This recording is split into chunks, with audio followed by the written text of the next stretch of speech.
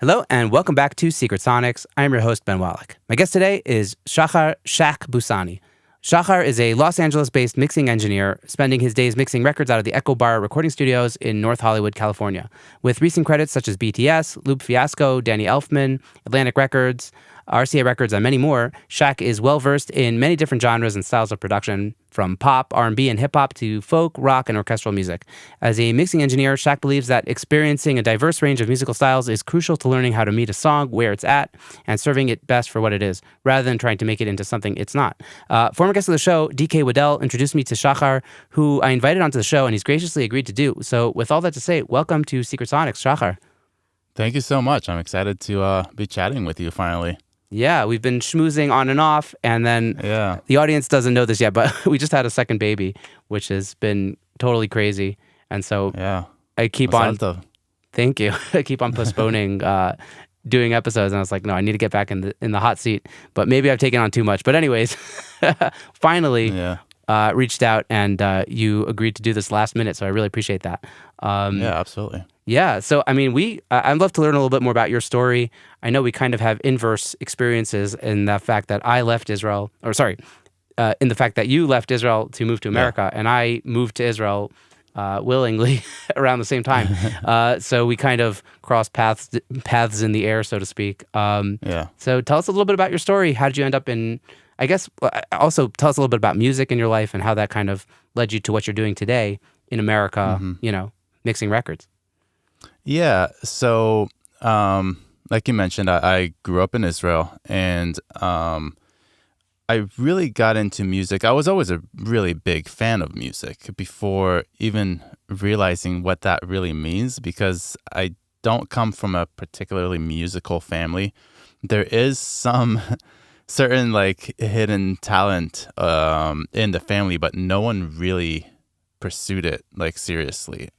So it was never like ingrained in me in any kind of way, but I was always a big fan. I remember, at 8 years old, like having the Whitney Houston CD, and like it was like that and Guns N' Roses. Those are like the two CDs that I owned myself, like at around 7 or 8 years old. Would you say that's like the sonic spectrum of what you're working on these days? You could say it's pretty wide, huh? Yeah. Yeah, but then it wasn't until I was about 15, at which point I had two really close friends. One of them had been playing guitar for a while, and the other was just getting into music. Like he started playing a little bass and then like moved over to drums, and I think he connected with drums more, and then they would start jamming together. And I would always just really enjoy hanging out with them and just sitting in when they would jam together, not even thinking about the possibility like, oh, I can maybe join on another instrument or something like that, until one of them, the drummer, was like, hey, how about you start playing bass and like start playing with us? And I was just like, wait, what? That's like a thing? And and that's kind of how it started. And so I started learning bass, and there was one guy that we knew, like a brother of another friend who played bass, so he taught me some stuff. And yeah, it kind of took over from there. Shortly after, I started kind of realizing that I have some like other ideas in my head that are not just bass, meaning like I was getting full arrangements in my head of like what music could be, but really I only knew how to play bass. So for a minute I would use the bass as all the different instruments. Like I would tap on it to make drums. I would play really up high to play the melody, play a bass line as, you're supposed to on a bass. But yeah, that's all I knew how to do. Slowly started learning how to play chords on a keyboard, how to strum a guitar, and started developing that. And yeah, over, I guess the next, about 6 years or so. Sorry, not 6, like 3 years. Kept developing that and working with other people and understanding what that's all about. And and then at one point I moved with a couple of friends. We lived in London for 3 months, just wasting our time, but it was amazing. And it was a really, really interesting experience. We were really poor. But yeah, I remember this one time going to the music store over there, the Virgin, forget what they call it. They have like the Virgin like, record store, and then like downstairs they had the music instruments store. Oh, really? Yeah. So I remember going there, and I just had some time to kill and picked up a bass and just started playing, not realizing there was like someone standing behind me just watching me the whole time. And after a while, I put the bass down, and he approached me and was like, yeah, I really like your playing, and, blah, blah, blah. And it turned out he was a producer. Nothing ended up happening from that. I didn't really work with him or anything. But that was the first time that a complete stranger was like interested in something I was doing. Mm-hmm. And to me, that was like whoa, like there may actually be something there, Right. And experiencing that in like a big international metropolitan kind of city, kind of helped me realize that there are like very big opportunities outside of Israel that I would like to explore. Mm-hmm. And it was my last day in London that I was like just sitting on the bed, just like thinking and like, going through things in my head. And I just had this realization that like, this is it. Like, I don't really want to stay in Israel. Like, I want to experience this all the time. Like I want to be in a big city with a lot of music and have these like infinite opportunities, or what seems like infinite opportunities if I just able to seize them.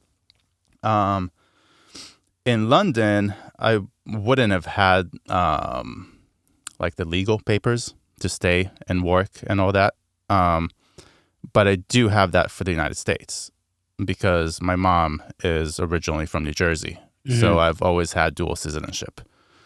So that was the decision. And that was the last day in London. I flew back home and told my parents I am not staying. And, that's probably pretty hard for them to hear.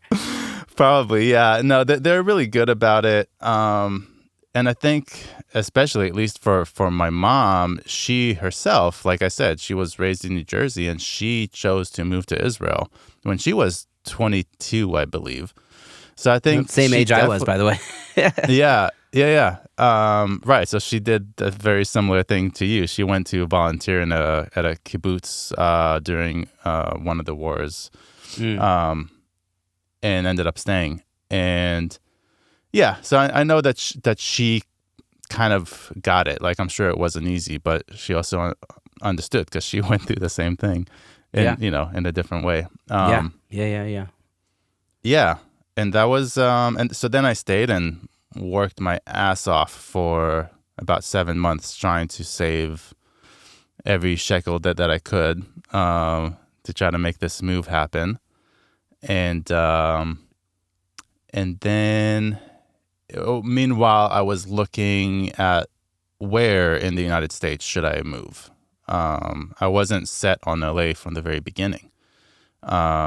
For a moment, I had Philadelphia, in my head because that's really close to where my family is, but it's still like a big, cool city. I always liked it.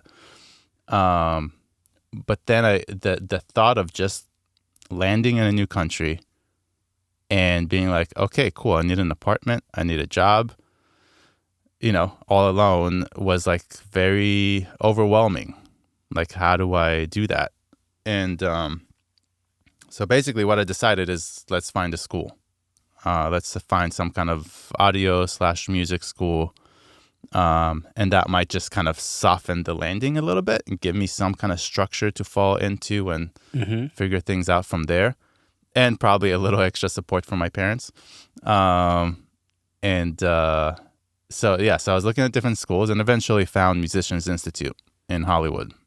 And that seemed like a really good place to go. So that's what I did. Nice. So that was September of 2007 that I moved. Going on 15 years. Exactly. Yeah. Next month it's going to be 15 years.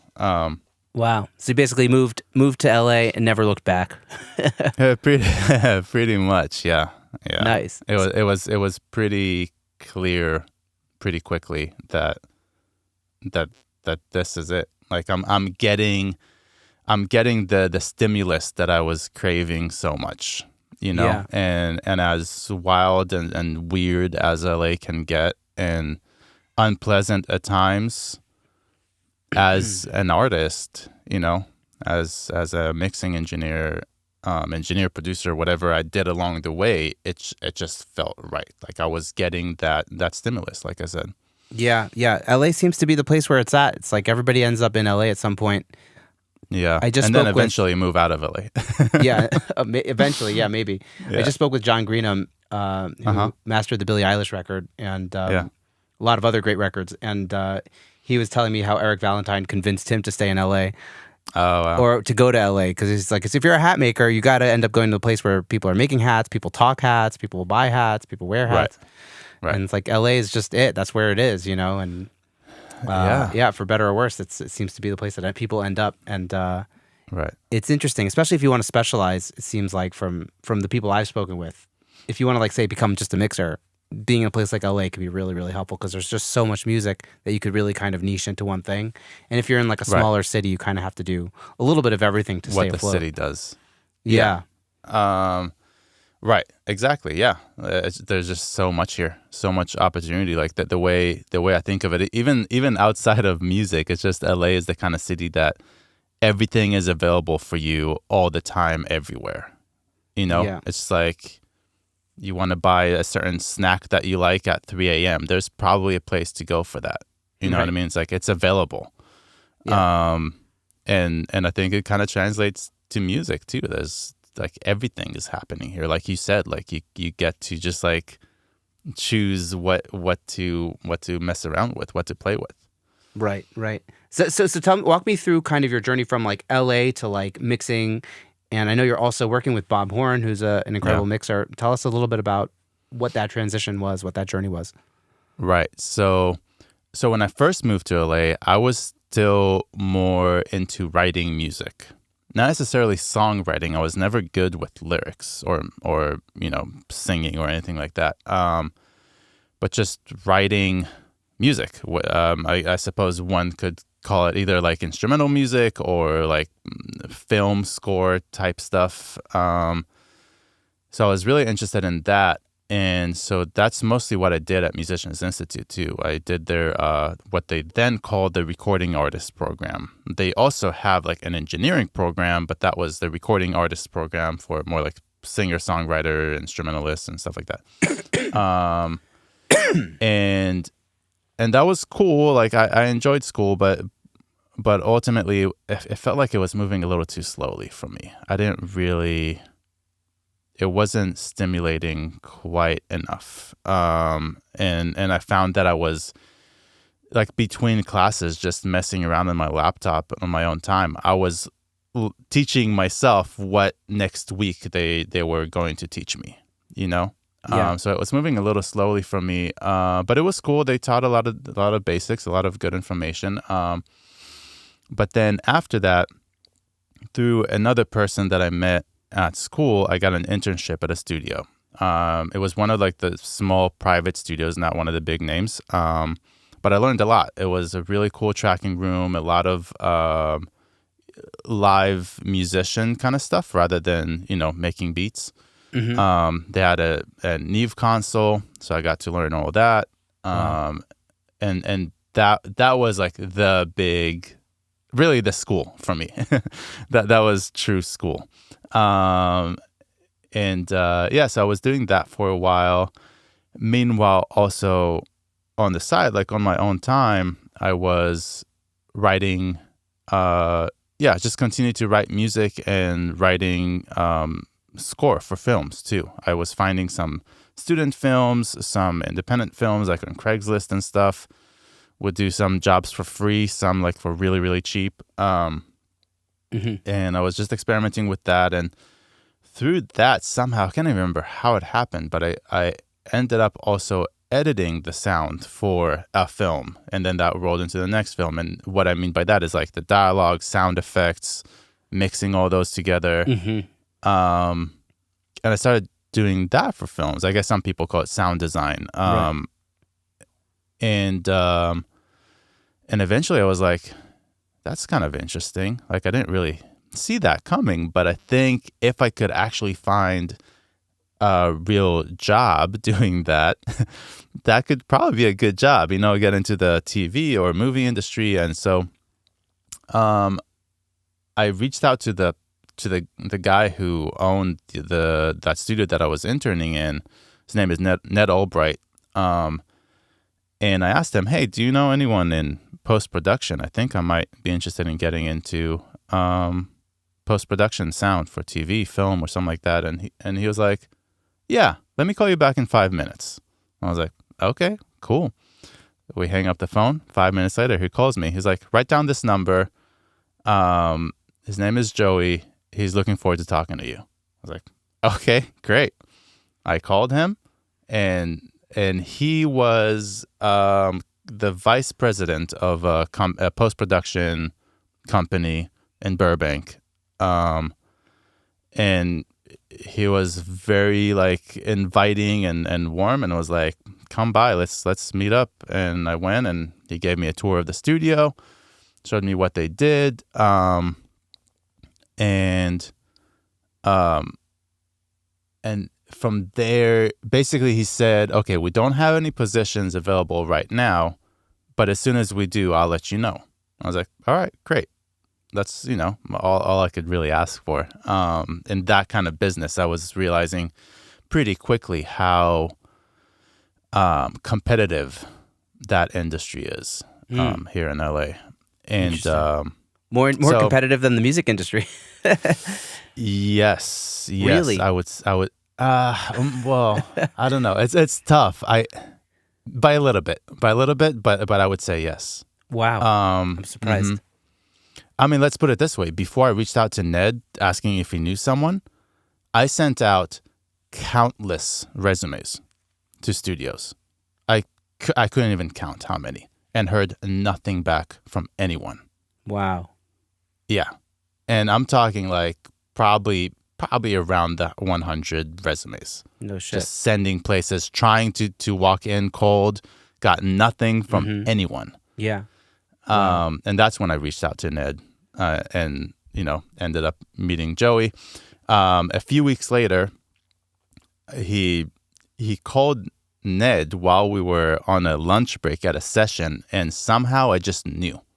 Ned got a phone call. I would have had no way to know, but I just knew that was something. And sure enough, that was him calling Ned, telling him, hey, something opened up. We want to reach out to your guy. And so we ended up talking. Long story short, started working there, started as a night shift runner. Everyone at the night shift was really happy with me. So they told that to like the day shift people, which is really like the bigger managers and owners of the studio. And a couple months later, they they fired the daytime runner to hire me on daytime. Nice. Yeah. And then I heard so many stories about like how incompetent he was, which just blows me away. But anyway, yeah, it's not the point here. So then I was working in post-production for a while. I was in that business for about 9 years. Oh, wow. Going from being a runner to an engineer, and an engineer in that industry is like control room kind of stuff. Yeah, right. yeah. Like, or like machine room, I guess you would call it. So like actually like fixing equipment and like, doing all the very technical stuff. So doing some engineering, assistant editor, sound effects editor, doing some Foley. I was just kind of like going up the ranks over a few years. The music version of a corporate ladder. Exactly. Yeah. And then my last couple of years, I moved to working for a different company doing specifically music editing, because I thought I would like that more. all throughout, I was doing music on the side, like evenings, weekends, stuff like that. I was always working with artists, working with bands, recording, mixing, producing, and all that. And that was always like, it was always clear that that's where my love is, like post-production. That's cool. It's fun. It's fulfilling in a way. It's also a lot of money. I was getting paid really well. It's all unionized. So there's a lot of money in it. Great health benefits, life insurance before I ever thought about considering life insurance, you know? Yeah. That was still like my early 20s when I got into that. And rent's expensive in LA, right? So you got bills to pay. Oh yeah. Right. Yeah, so then last couple of years I got into music editing. I thought I might enjoy that more because it's music and all that. But the truth is I kind of didn't. And that company was great. It was like a really small women-run company. I was the only guy in the office. And they're amazing. They're really cool. It's Pitch and Sync is the name of the company. And but yeah, ultimately it was like, the higher up the ladder, the corporate ladder, like you said, I got the more money I made, but also the more responsibility I had, the closer I got to like the, higher up like producers and all that kind of stuff, the less happy I was. And the correlation was pretty clear to me. That I had less time to do my own music. And my own, I mean, like even with clients, not necessarily me writing, but even just mixing for people, recording people. The less time I had for that and the less happy I was. Yeah. And that was not okay with me. And it took me a few years to really make the move. Because like I said, it was, there's a lot of money in it. There's a lot of money in it, and it's very comfortable. And it's really and especially like in LA, it's really hard to step away from that comfort. But I just knew I had to. I knew that's like, okay, this is not working for me. Yeah. Like I'm not gonna sell my happiness for money. Like that's not happening. So eventually I was like, all right, I'm going to take all this money that I've been saving up from this great job and invest it in my own business. So I opened my own studio with a partner, David Triple D Diaz. And we opened the studio together in Sherman Oaks. And that was the very beginning, the very end of 2018. I kind of think of it as the very beginning of 2019.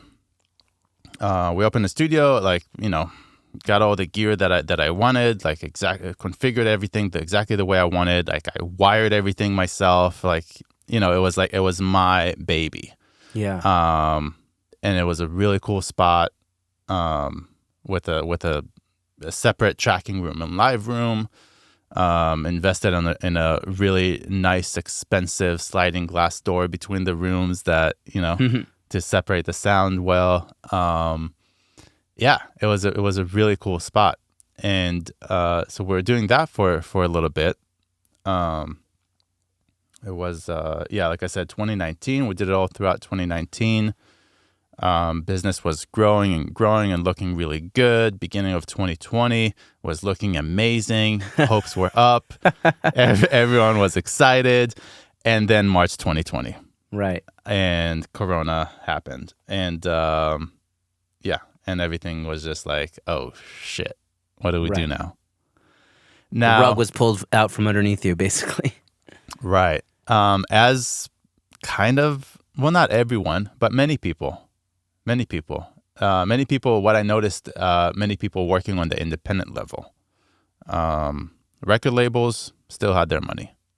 No one was taking that from them. But I was still working very much on an independent level with independent artists who make their money playing gigs.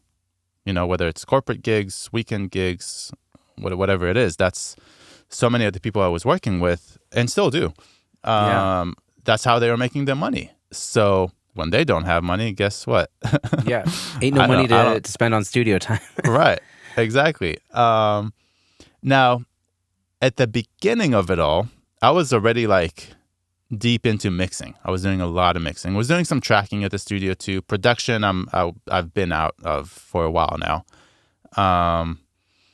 But yeah, I was already mixing a lot, which, of course, as you and just about everyone listening to this podcast would know, mixing is very much in isolation to begin with. Most of our sessions are unattended by clients to begin with. Yeah.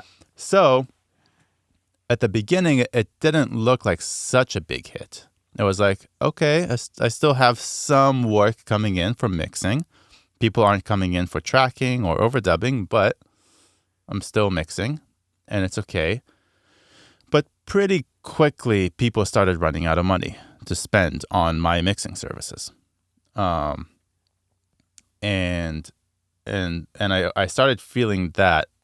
But then it's been a roller coaster. But Yeah. then I don't know if you remember, because you weren't here, but like who would remember that they extended the unemployment benefits, and they were paying, I think it was like $600 more, at least here in California, than they would normally, which was really cool. And for many of the people I was working with, they were making more money than they did before, just from unemployment.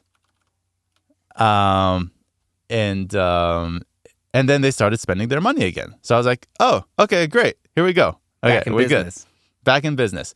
And then as soon as they announced that those extra $600 are going away, business is down again. And it was so clear to see that correlation. So yeah, it was 2020 was kind of a tough year, and that is a big roller coaster.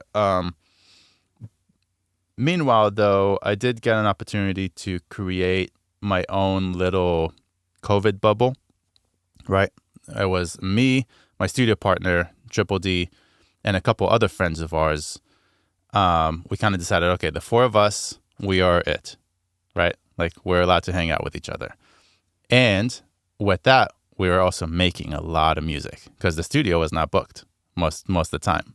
So they would just come by the studio and we would just write a lot of music for no real reason, which was amazing. You know, like, we didn't have a band per se. We didn't have prospects of like touring and like putting out this album with this record label or whatever. It was just, we have nothing to do. Come by, let's make music.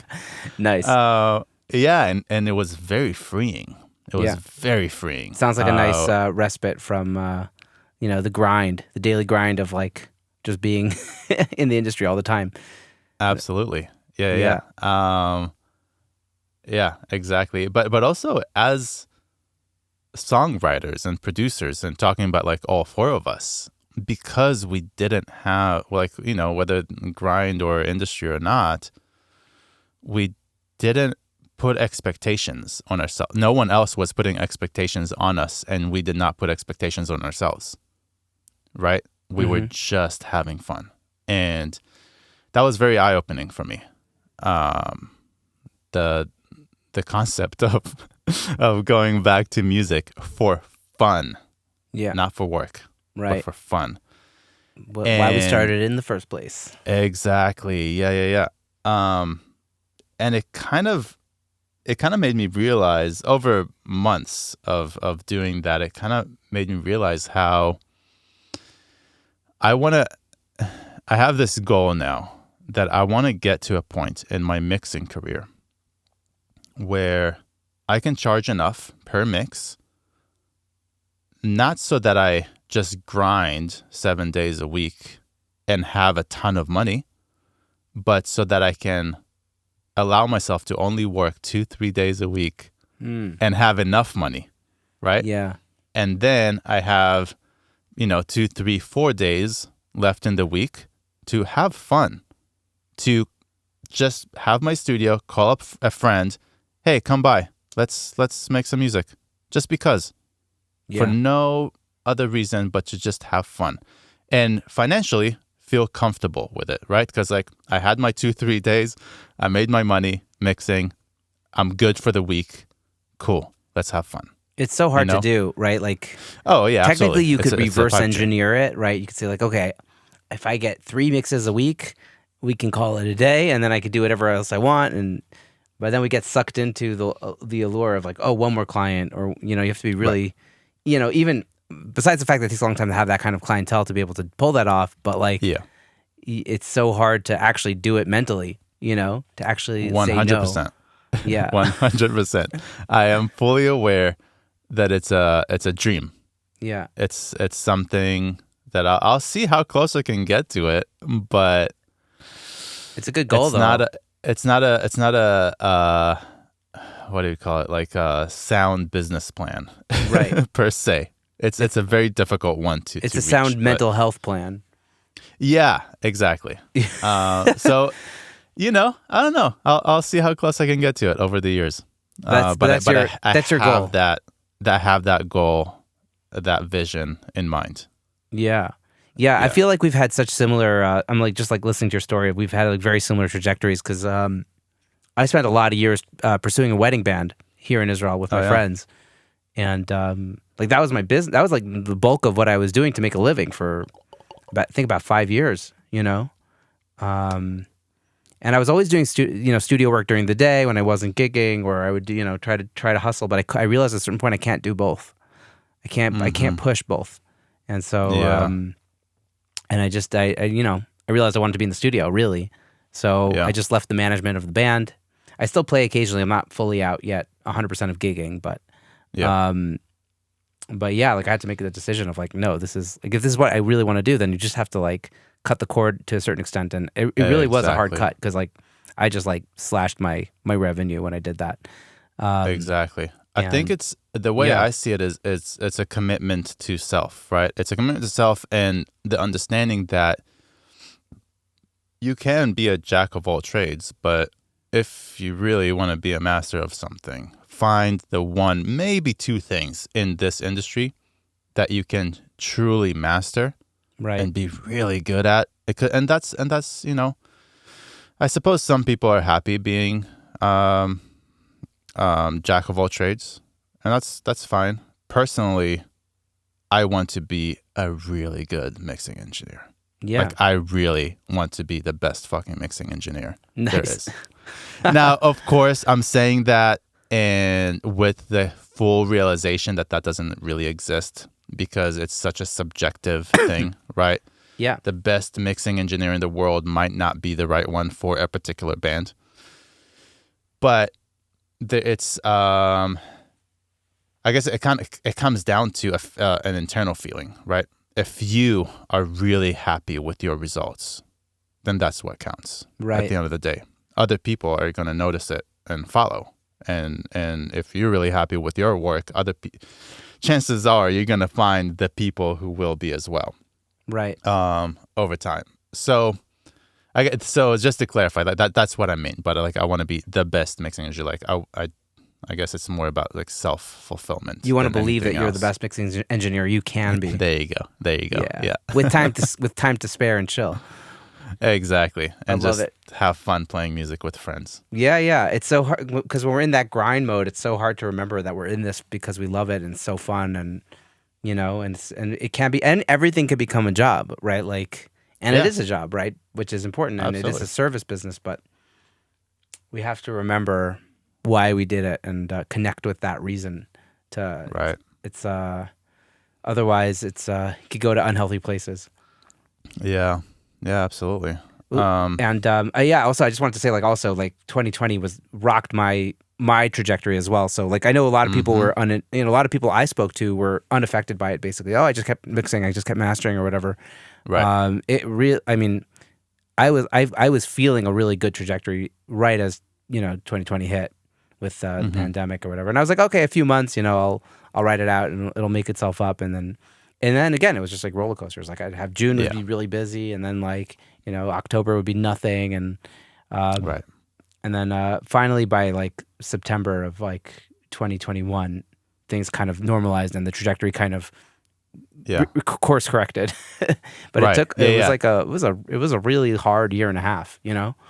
Yeah. No, absolutely. So for me, that was a little later. For me, I started feeling like things are normalizing again around the beginning of 2021. So like very end of 2020 into 2021, it kind of felt like people were starting to like understand the rules of COVID Yeah. a little more, and like, all right, what's allowed, what's not.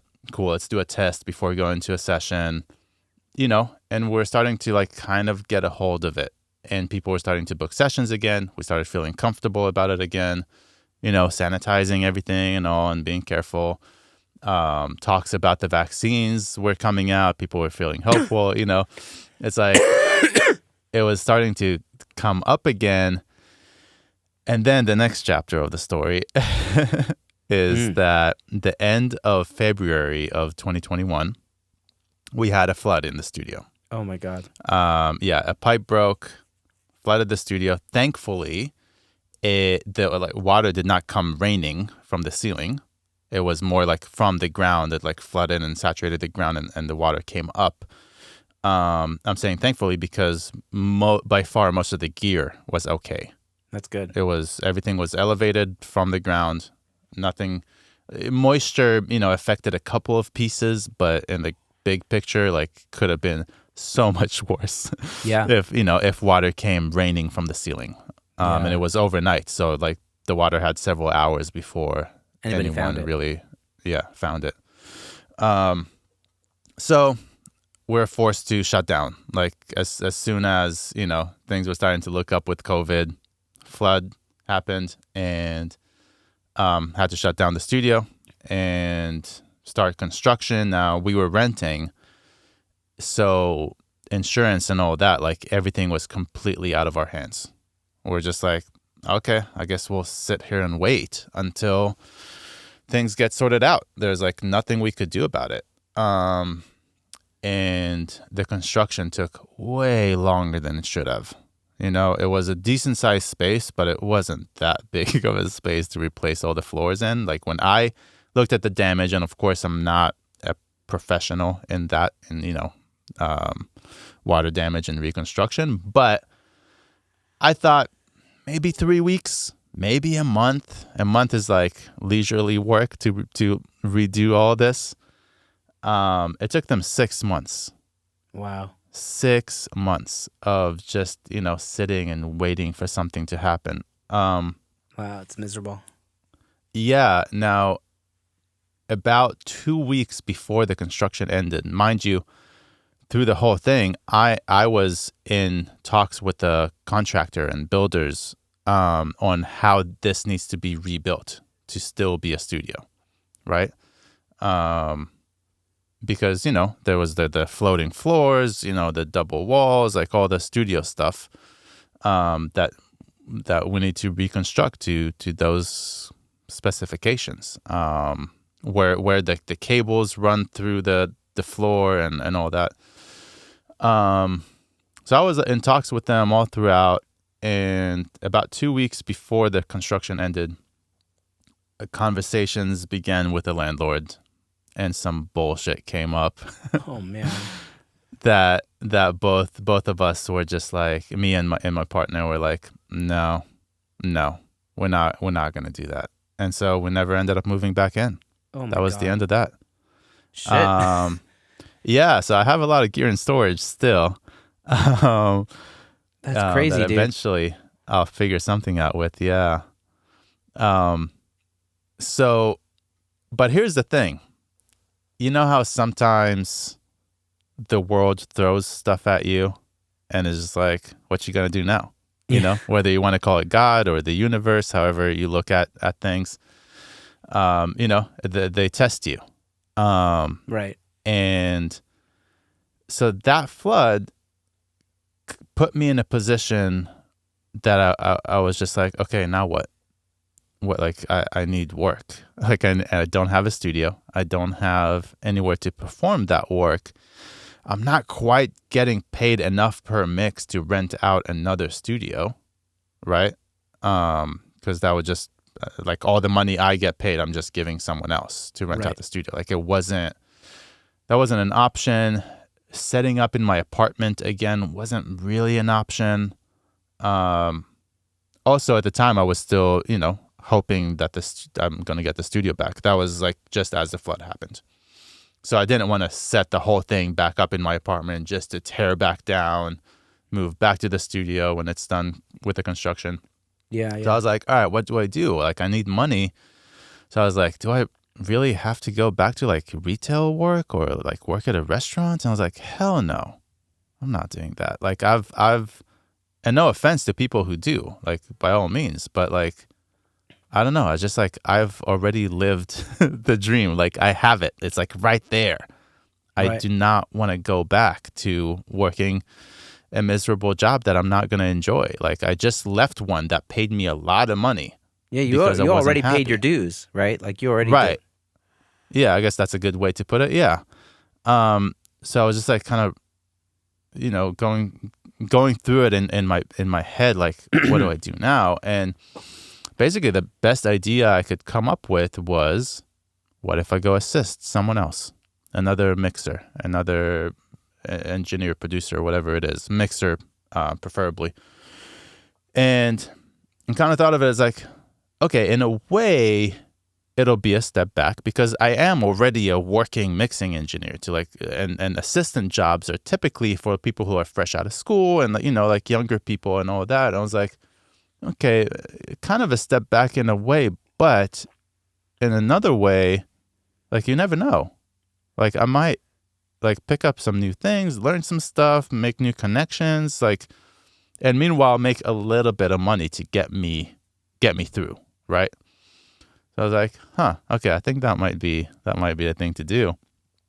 I reached out to another friend, another mixing engineer, and asked him, hey, do you know any mixer who may be looking for an assistant? And in my mind, I was thinking, all right, let's find like a mid-level kind of mixer that's like just above me in the general career path, or just, a little farther in their career than me.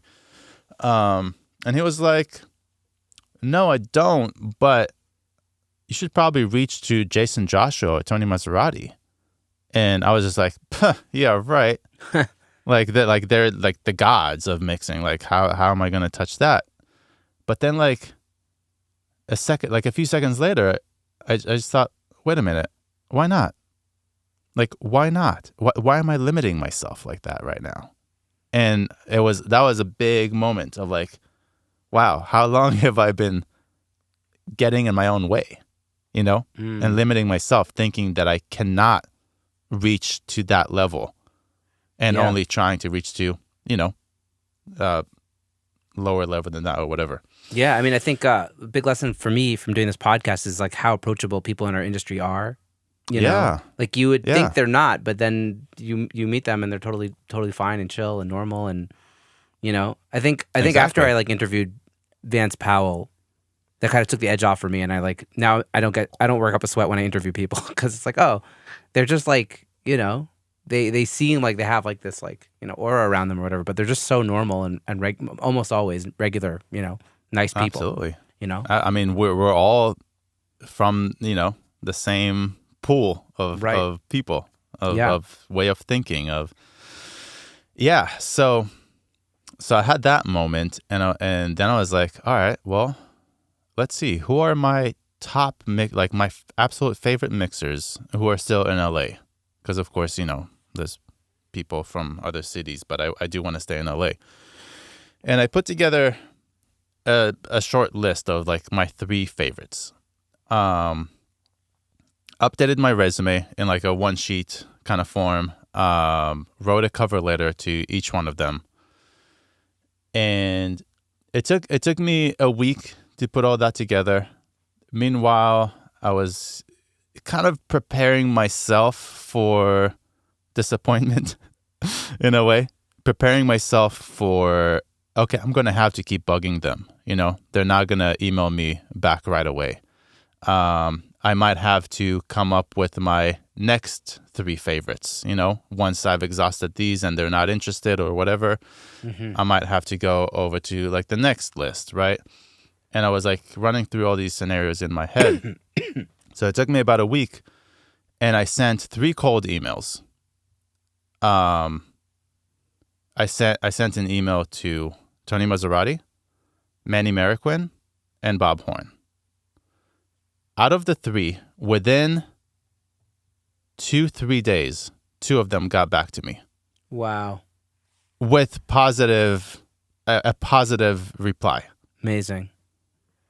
I was blown away that's like a thing, that just happened. And so I was talking with Manny's camp for a couple of days, and I was talking to Bob Horn.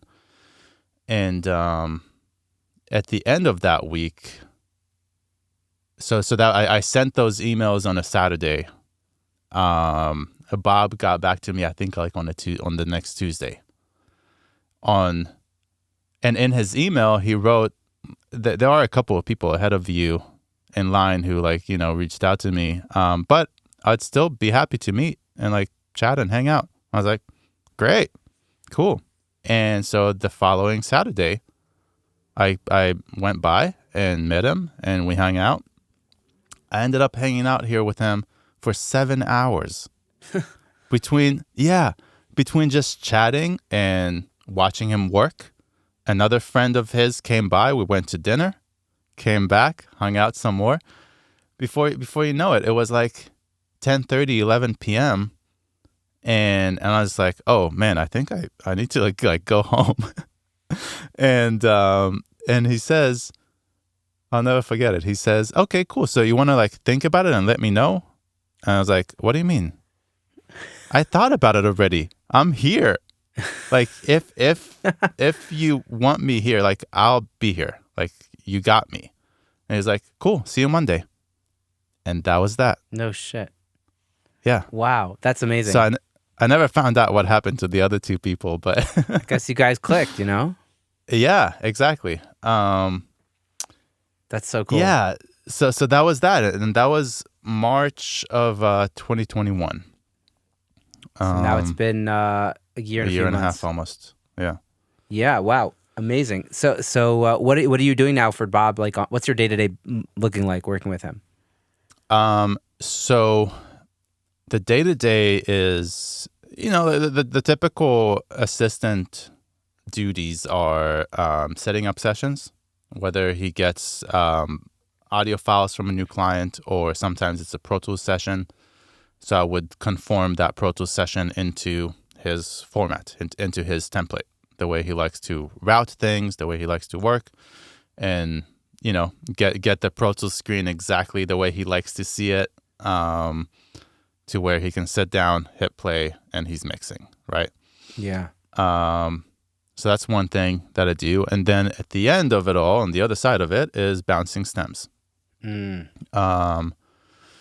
Now, he's so chill. He's so chill and low maintenance. He is very easy to work for, So I do end up having a lot of free time for myself, which is amazing. Nice. And he's all about that. Meaning like if there's nothing for me to do for him in a particular day, a particular morning, I get the room. Like I get to do whatever I want. That's great. Yeah, it's amazing. Wow. So basically your whole life revolves around his studio, including his work and your own work, and you're just kind of mixing from there and working for him, and that's basically the day-to-day these days. Correct. Yes. Oh, sounds like a dream. Yeah. Another funny thing that happened over time. So, as I was working for him and like setting up sessions for him and doing all that, of course, my skills for sure shot way up really quickly. Just learning things from him and working in this incredible room too, that I'm in right now.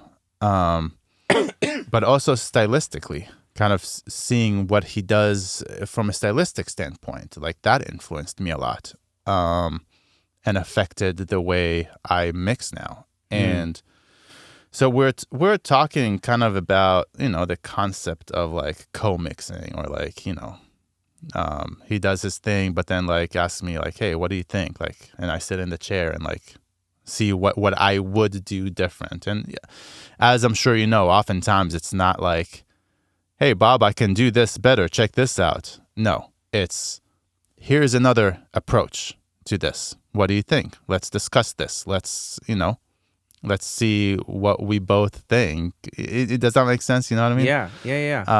He's 'cause like I said he's invited you in to hear your opinion and collaborate with you, and exactly, which is a huge compliment. A huge compliment. I'm so humbled like every time that happens. Yeah. And but kind of through that, another funny thing happened. There was a time that he couldn't quite find a mastering engineer for himself that he could rely on regularly to have a decent price, because not all the clients can afford, the higher end mastering engineers. And have a pretty open schedule, or not open schedule, but, at least like be able to turn things around fairly quickly. And I was seeing him struggle with that, and trying this person and trying that person. And it's like, it's not quite it. That's not quite it.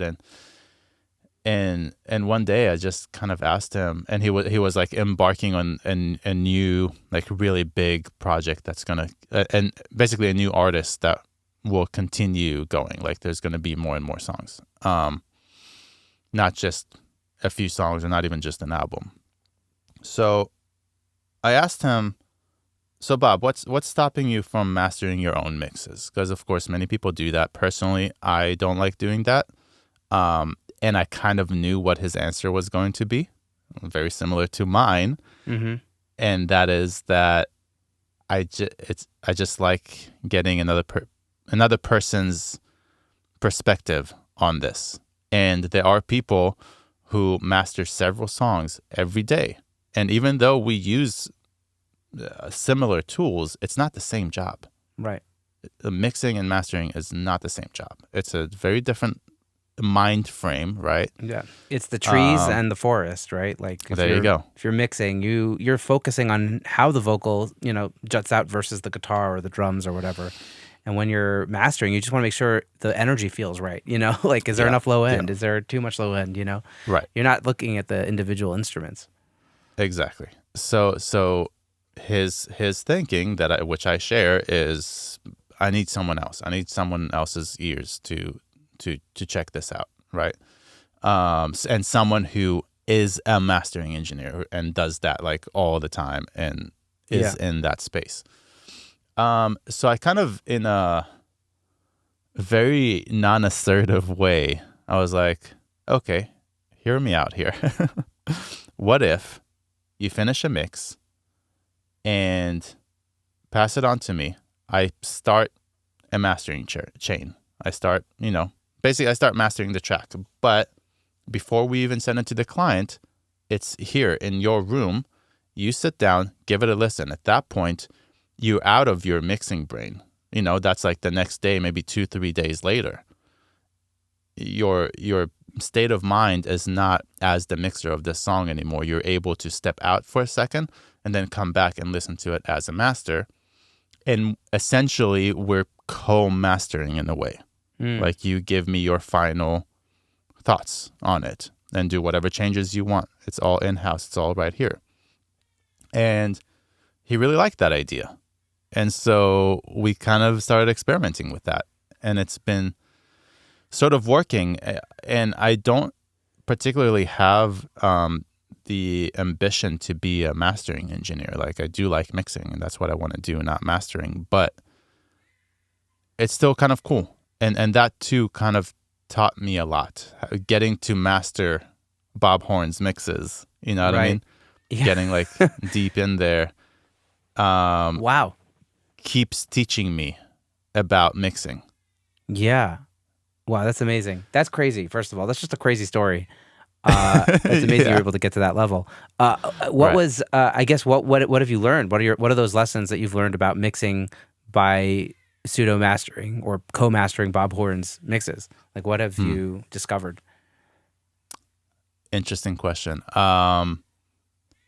In many cases, I've discovered what not to mess with, right?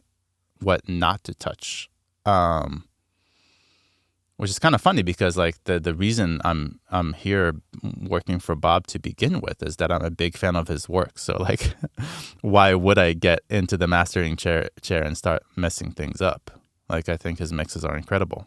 Um, so yeah, I don't know. I think that was kind of a big thing. I think another thing is getting another view on how his mixes change over time and how he chooses to approach this song compared to that song, right? And it's and seeing that it's not all the same. It's Yeah. not all the same approach. And this, yeah, the mixes are not going to sound the same. Sometimes it feels like a completely different mixing engineer did it, right? But it's still him.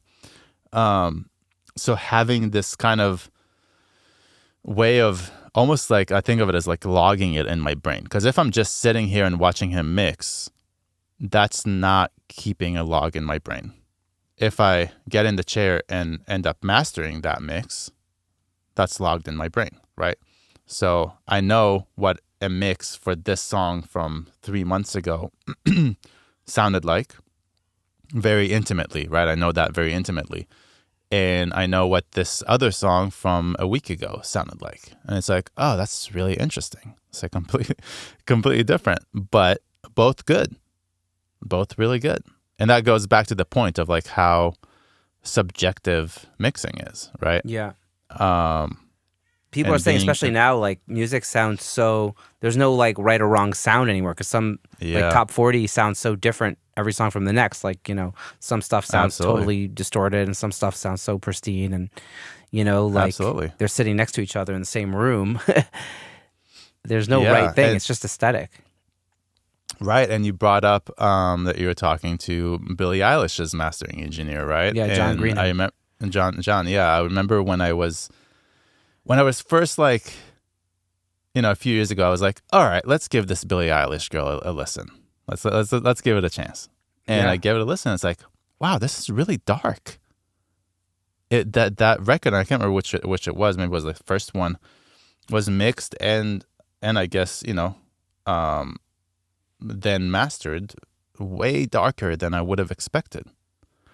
And that too, in a very similar way, was very eye opening. I was like, wow, so like this is like super pop right now, super popular right now. Everyone loves Billie Eilish, yet it's not following that like very bright, present Right. kind of sound that everyone else is going for. It sounds totally opposite from like the Dua Lipa record, right? Like, Exactly. yeah, Yeah. yeah, but it works, and yeah, it's funny. Like John says that, or his explanation is that like everything is so dark that it's just basically the vocal is the treble and everything else is just dark, and that's how you're able to Yeah. kind of make it work. Which is like, what? It's like Yeah. flipped on its head. Right. But it's so like what I love about John is that like his masters just retain the emotion so well. I just Mm-hmm. feel like that record really spoke to me in a way that a lot of records that recently, a lot of recent pop records did not, Right. like the Yeah. emotion comes through. Yeah. Yeah. That's great. But And yeah, it's all legit. that's what right. And that's what I'm learning. Going back to your original question, that's a lot of what I'm learning about mixing from mastering for Bob. Yeah. You Yeah. know? That's amazing. What else have you learned from him? Just big lessons, like maybe it's like lifestyle stuff, or maybe it's, maybe it's how chill he is. Like what other lessons have you learned from just being around Bob? Hmm. Um, Lifestyle, I would say prioritizing health. You know, that's a big one, and it's something that I was, learning over the years. being here with him, also meeting other people around him, people who have been in the industry longer than I have, right? Like he introduced me to many people, and many people who have been doing this for a while, and it kind of confirmed and solidified this idea of watch your health.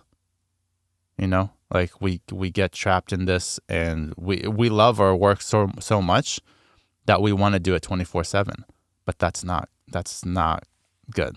Like that's not gonna work for you. It's not gonna pan out well. So lifestyle wise, I think that was a big one. Sonically, I think I learned from him a lot about low end for sure, and I was always a big fan of low end. I'm a bass player originally, like same here, by the way. Yeah, I know. I'm seeing that your bass on the wall there behind you. Love the bass, love low end. Yeah, right. And I think even before I started working for Bob, I've gotten compliments about my low end, which of course feel really good, right? But then when I started working for Bob, it was like, oh, damn. Okay, I need to step up my game. Like, this is not, like, this is a whole other league. Yeah. And not only low end, but I do consider Bob a low end master. He's, the way he's able to, like, craft it and separate the low end. And he's just, like, I've never heard or seen anyone do it to the same level that he does. Have you noticed anything that he does specifically? Like maybe this is something I should ask Bob and not you, but like, is there something that you see specifically like that he's doing in the low end that was a revelation to you? I think a lot of it has to do with frequency masking. Mm-hmm. Now, here's an interesting thing. Many people talk about frequency masking with one instrument against the other, right? What I learned from him was that there's also within a specific instrument, there's frequency masking that's happening. And maybe there's a different name for it. I don't know. But I'm talking about, take a kick, for example. I don't know, a more modern kick sample that's supposed to have a lot of subs, right? And what you should do, I'm going to walk you through this little experiment. And that is assuming you have a subwoofer with a lot of headroom that you can really hear and feel it, like the low subs. Take an EQ, do a small notch, I don't know, 3 dB or whatever. Start at 3 dB, sure. And start sweeping the notch anywhere from like 100 to like 220 hertz. And somehow, somewhere there, and it depends on the kick, right? Each sample is different, or each recording is different. Somewhere there, you're likely to hear the sub just bloom in a way that's just like, whoa, where did that come from? And when I first saw him doing it and him demonstrating it for me, it's like blew my mind. And that also applies, similar stuff apply for like when you're trying to unmask two different instruments, like let's say kick and bass, right? I remember it was probably a couple of months ago, not long ago, I was working on a mix, my own mix. And before sending to the client, I caught him for a minute and I was like, hey, do you have a few minutes to listen to this? Give me some feedback. And he said, yeah, sure. And he's always cool with that, which that too is just like him giving him feedbacks on my mix regularly and being very generous with his time about it. It's not just like, here are your notes, blah, blah, blah, blah, blah. Okay, cool. Let me get to work. No, he would sit there and like get hands-on with my mix. And just those moments are just like probably the biggest teaching moments. But anyway, you're living Mix with the Masters right here. Exactly. Every day. It's amazing. Mix with the master. Wow. And sorry, I lost my train of thought. You're talking about between the kick and the bass, for example. Right. So there was this one mix, and it was sounding pretty good, but he felt like the low end can be even a little tighter. And what he found was he pulled up the EQ on the bass, and same thing. He found, I can't remember what frequency it was, but somewhere it was the lows, but not the sub lows, right? It was probably like 170 or something like that, right? He notched that from the bass, and the kick just exploded. And it was not even subtle. It was like, holy shit, here's my kick. Wow. And I'm talking about like the subs, not even the 170 from the kick, because you would expect cut 170 from the bass, you hear more 170 from the kick. There's some like overtone voodoo magic that he's doing. Exactly. To bring out. Exactly. That's bizarre. Because I feel like I know everyone talks about raising things down below to kind of affect like overtones above it, right? But like I've never heard of the other way around, like affecting the higher overtones to affect the lower, the subs. Yeah. That's super interesting. I've heard it happen many, many times. It's not an illusion. It's real. So it's just like experimenting and using your ear with like small notches. Right. Now, when talking about the bass and those kind of subs, like I said at the beginning, like you really need to have a hell of a listening environment to really be able to tell that. And in here we have the Augsburger speakers with dual 18-inch subs, and the acoustics in this room are incredible. So it's like, you can hear that shit, and you can feel it too. You can crank the speakers, and they don't break up. You know what I mean? Like you still have a lot of headroom. So that all really helps with that. But yeah, that's one really big thing that I learned from him in the low end department, which is huge. I still think that like the two most difficult things in a mix are low end and vocals, right? Like, you know, distorted guitars, whatever, push the fader up, it'll be fine. Exactly. As long as your low end and your vocals are tight. Those are the things that we keep coming back to and tweaking and making sure they're perfect. Yeah, exactly. Yeah, it's not happenstance. I'm always like, those are definitely the things that I'm always obsessing over, is getting the low end right and getting the vocal right. Yeah, and those are the two most difficult things. Even the snare drum is not as important to me as those two things. Like everyone talks about, oh, you have a shitty snare, like FML, you know what I mean? Like, like snare drums are not that difficult or not that important even compared to. We have another mutual friend, Nicholas De Lorenzo. Oh yeah. Who he actually told me about you at the exact same time as DK did, by the way. Oh, nice. Okay, cool. Yeah, we're all like at a party, and they were both like, hey, it must have been the NAMM around NAMM. Exactly. I didn't go to NAMM. I wanted to go to NAMM so badly, but my wife was expecting, and she was expecting in June, and I was sure that like the baby would be born early, and of course, baby was born in July. So wow, it's been like everything was like it would have been great, but you know, got to prioritize the family. But exactly, yeah. But that sounds fun. But yeah, with Nicholas, I think he would disagree with you. He's a big fan of snare. Oh yeah, of like getting the snare to really like hit and feel big, and But anyway, that's exactly the thing, right? Like how subjective it all is, and like some people love that in a mix, and they'll find their clients accordingly, and some people love that in a mix, and they'll find their clients accordingly. Yeah, and that's part of what's so beautiful about this art, right? Yeah, we all get to, and that's also one of the things that I just keep coming back to in this podcast of like, you got to do your thing, right? Like you can't. You know, even though you're working with Bob, like you can't try to be a different version of Bob. Like you need to be the best version of Shachar, and like, and like we all need to like find our aesthetic that we're obsessed with, and obviously it will grow and it will evolve. But like, if you're not doubling down on what you do, then you're just trying to be somebody else, and that's not going to work for you. You need to, you know, you're going to make your name for what your aesthetic is, and then the people that resonate with that will want to work with you. You know, like you said. Yeah, and that right there, what you said was a pretty difficult realization for me that I had to go through, of like, even though I love Bob's mixes so much and I get to be here watching him and like learning from him every day, I cannot try to be another version of him. And it's something that like for a while I kept trying, right? Because I kept learning all these new things from him, all these new tricks, and it's like, ooh, I want to try that, and I want my, vocals to sound like that, what I just heard Bob do, and I want my piano to sound like this, what I just heard Bob do. But like then that stuff started not working in my mixes. I was like, what am I doing wrong?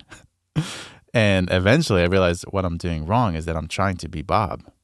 And that's just it's not going to work. And yeah, it was definitely a big realization and kind of a difficult one to let go of that, to learn what I learned from him. But it's okay that I'm just being me.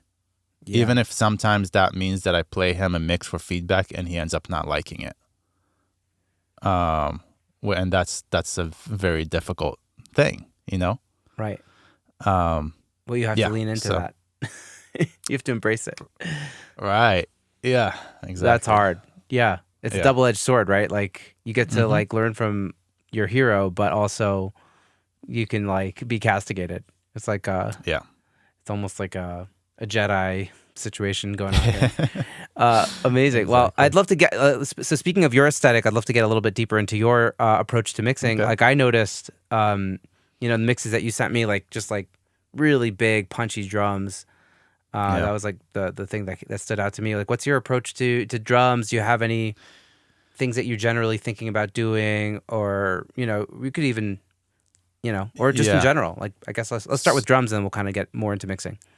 Right. So it's kind of funny because as a bass player, right, we're a drummer's best friend, and vice versa.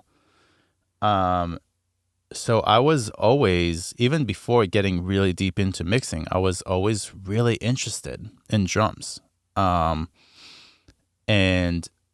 my former studio partner, I mentioned him, Triple D, I met him years before that when we played in a band together, and he's a drummer. And he was like kind of my first time playing with a drummer and being like, damn, okay, all right, we're stepping up, let's go. And it was kind of like a reggae Latin kind of band with pop songwriting. So very interesting rhythm sections, right? And I learned so much, and like playing with him and learning from him too about all those rhythms and all those things. So I've always had this deep connection with drums. When I started recording, again, that just kind of continues. Like recording drums is potentially, let's put it this way, in more like a rock band type of scenario. So excluding orchestral stuff. Drums is probably the most difficult thing to record, or like the most nuanced thing to record, right? Guitar amps, put a 57 and it'll work. It might not be the most amazing guitar sound, but it'll work. Right. Vocals, put the best microphone you have, of course, with some experimentation, right? Different vocals react differently to different singers, and that's a very nuanced art on its own. That is often underestimated. But drums, being multiple instruments grouped into one instrument, has like a different thing to it, and it's it takes the longest to set up a drum session, and it's very intricate. And they're also so loud, and they affect the ambience more than any other instrument, right? Like exactly all of that. It's a very nuanced instrument to record, right? And a lot of experimentation goes into it. A lot of consideration of the genre goes into it. Mm-hmm. So I was always a big fan of recording drums, and my particular obsession is tom tones that I think many people overlook. And it's like, let's get the kick right, let's get the snare right, but like the toms, for me, it's like once you master recording toms, you're good.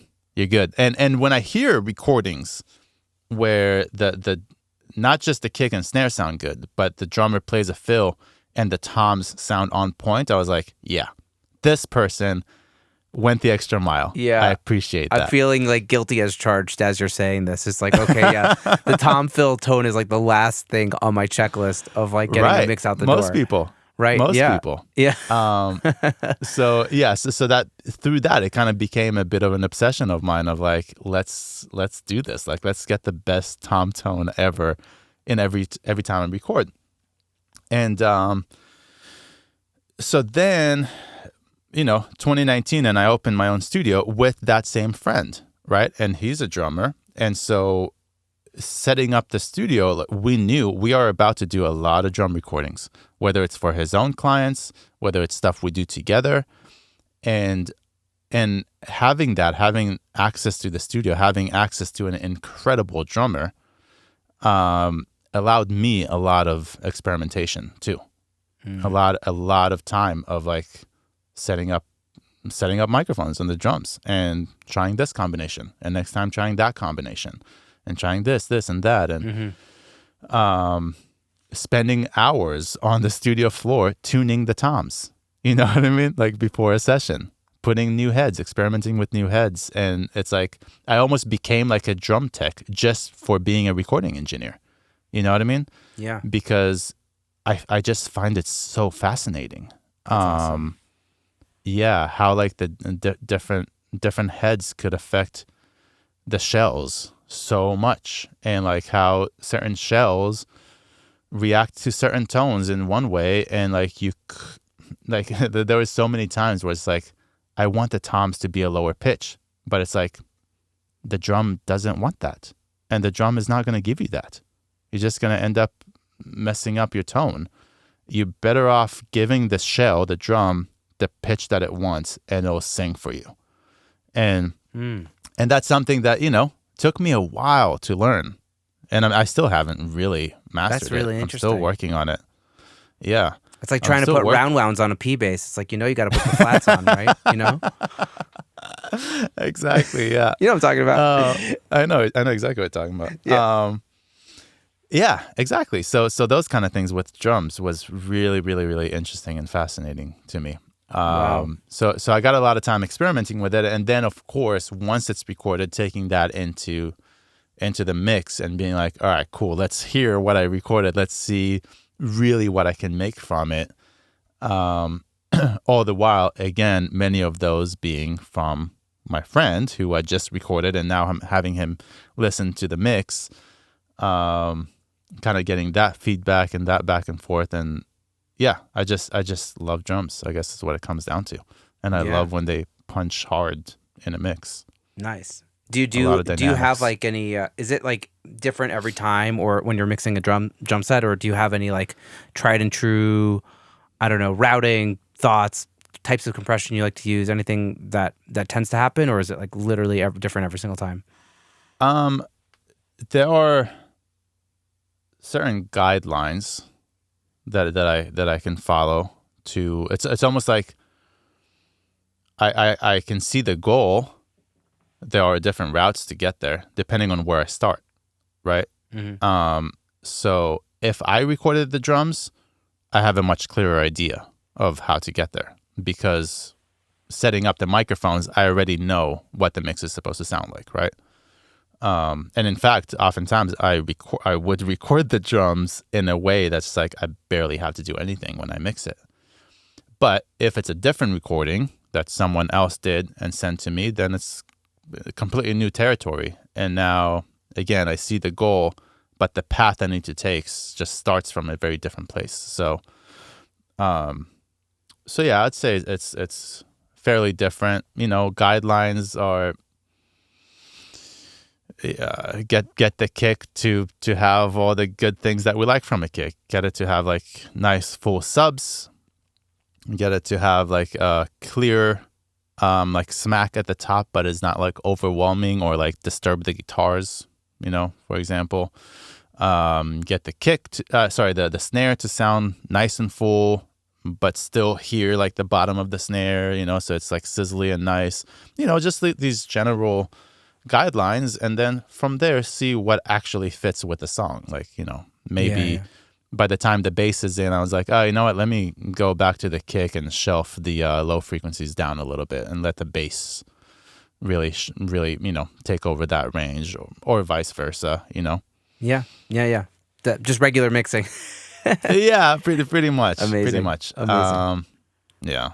Yeah, well, your drums sound amazing, and so I guess that kind of image or whatever it is, your aesthetic in your brain is working for you. So keep at it. Appreciate it. Yeah, Thank totally. In terms of so I know you're mixing out of Bob's studio. Are you able? I'm assuming you have some analog gear. You're not. Are you like? What does it look like? Is it hybrid? Is it in the box? What is? It's hybrid, mostly in the box, but sort of hybrid. We have a few pieces on the desk that we like. We have, let's see, I'm looking at it right now. A Bricasti M7, which is a beautiful reverb. So sometimes, depending on what it is, might come out of the box for the reverb. We have a couple of the Audioscape Pultecs. Those are really nice. Sometimes I like just running a signal through them without even moving the knobs. So everything's at 0. But for some reason, the tubes, transformers, whatever, the signal comes back sounding better almost every time. Yeah. It's pretty wild. And then we have a couple of pieces from Locomotive Audio. Are you familiar with them? No. It's, I don't know the full story, but it's a very small boutique company. I forget where the guy's from even.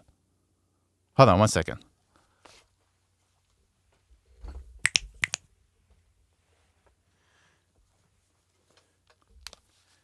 Yeah, so Locomotive is this Eric Strouth from St. Louis. And he kind of works, from my understanding, he mostly works on his own. He's very much a boutique, kind of builds equipment. And the stuff is amazing.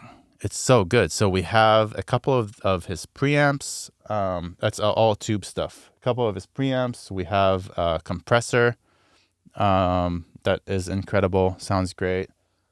Actually, 2 compressors, 2 different models. One that's called the weight tank. It's as the name suggests, it's geared more towards low end stuff, and it's so nice. It sounds so good. And then we have Retro Instruments Stay Level, and that's an amazing piece as well. Those are the main things. We have some overstayers and stuff, but we rarely end up using those. And then after all that, everything goes out to a summing mixer. It's the Rupert Neve design Orbit 16x2, but really we only use 8 channels. We don't use the full 16. And yeah, it sounds great even with just 8 channels. So you kind of have adopted Bob's outboard method. Pretty much. There's no reason not to. Yeah, if you got it available, why not?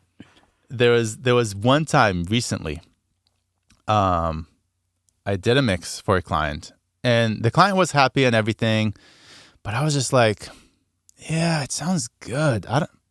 It's not quite it. Something just isn't it. I knew it could be better. Even though the client was happy already, I could have just let it go, right?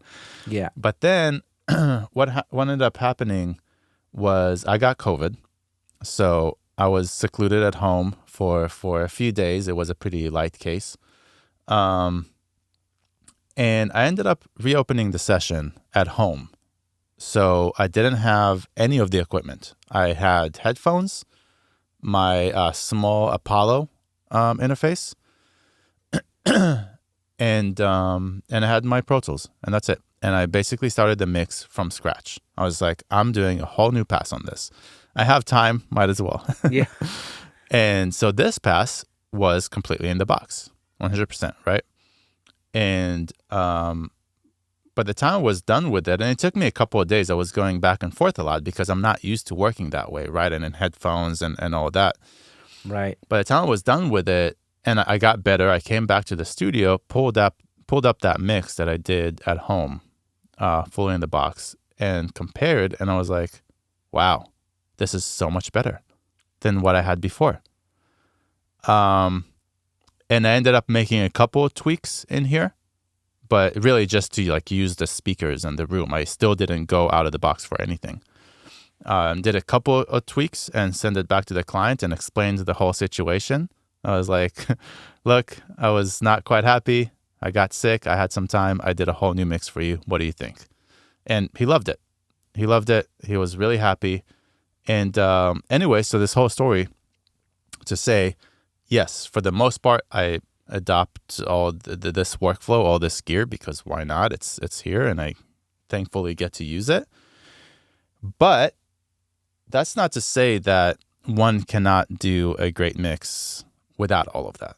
Yeah. And I got to do it kind of out of necessity. No, I wouldn't call it necessity, but you know what I mean? Like I was sick at home. And so I had to like try the mix again at home without any of that. And it turned out better than when I did the mix with all of the equipment. That's awesome. So that's something to say for that, you know? So it's like, so I guess out of the box is saving you time maybe, or it's like getting you to where you want to go a little bit quicker, or it just gives you a little bit of extra flavor. Or I would call it more so a little extra flavor. The real time saver in this, you know, particular story I just told was, I think, the speakers more than anything. The speakers compared to headphones, because I'm still not used to mixing in headphones. I don't know how you feel about it. Yeah, I'm similar. But it's very difficult for me to mix in headphones. I really want to get to that point where I can move back and forth with no problem. It's like, oh yeah, I can do this mix on headphones. You just need to shell out like $1,200 on a pair of ODs, and then right. I'm just kidding. But, I mean, maybe. Yeah. Maybe. Well, maybe. I mean, I do have a really nice pair. They're not, you know, Audi's 1200, but still a few hundreds. They're really nice, and they're definitely the closest I got to having workable pair of headphones. But I don't know. There's still something missing. Like there, and I don't know how to explain it, but there would be times that I hear something wrong with the mix. Or not something wrong, but like something that I need to work on, right? In a weird way, I wouldn't know how to do it when I'm in headphones. Whereas if I'm in speakers, like, oh yeah, cool, pull up the CQ, pull up this compressor, whatever I need to do, got it done. In headphones, like, I know this is bothering me. I don't know what to do about it.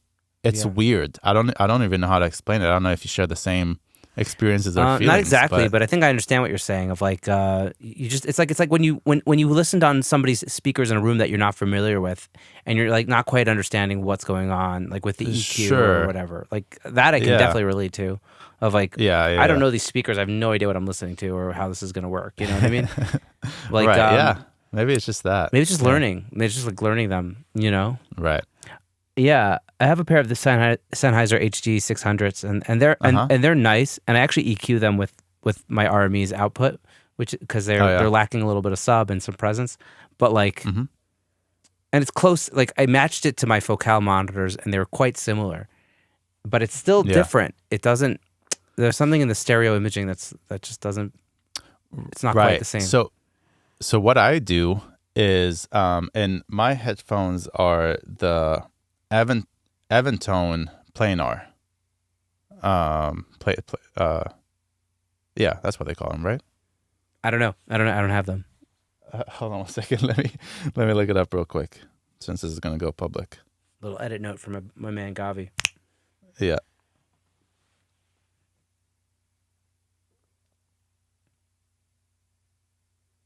Yeah. Okay.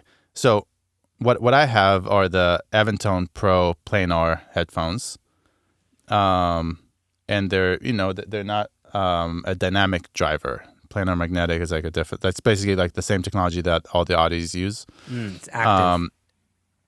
Yeah, and then what I do is there is another program called, it's by Rogue Amoeba.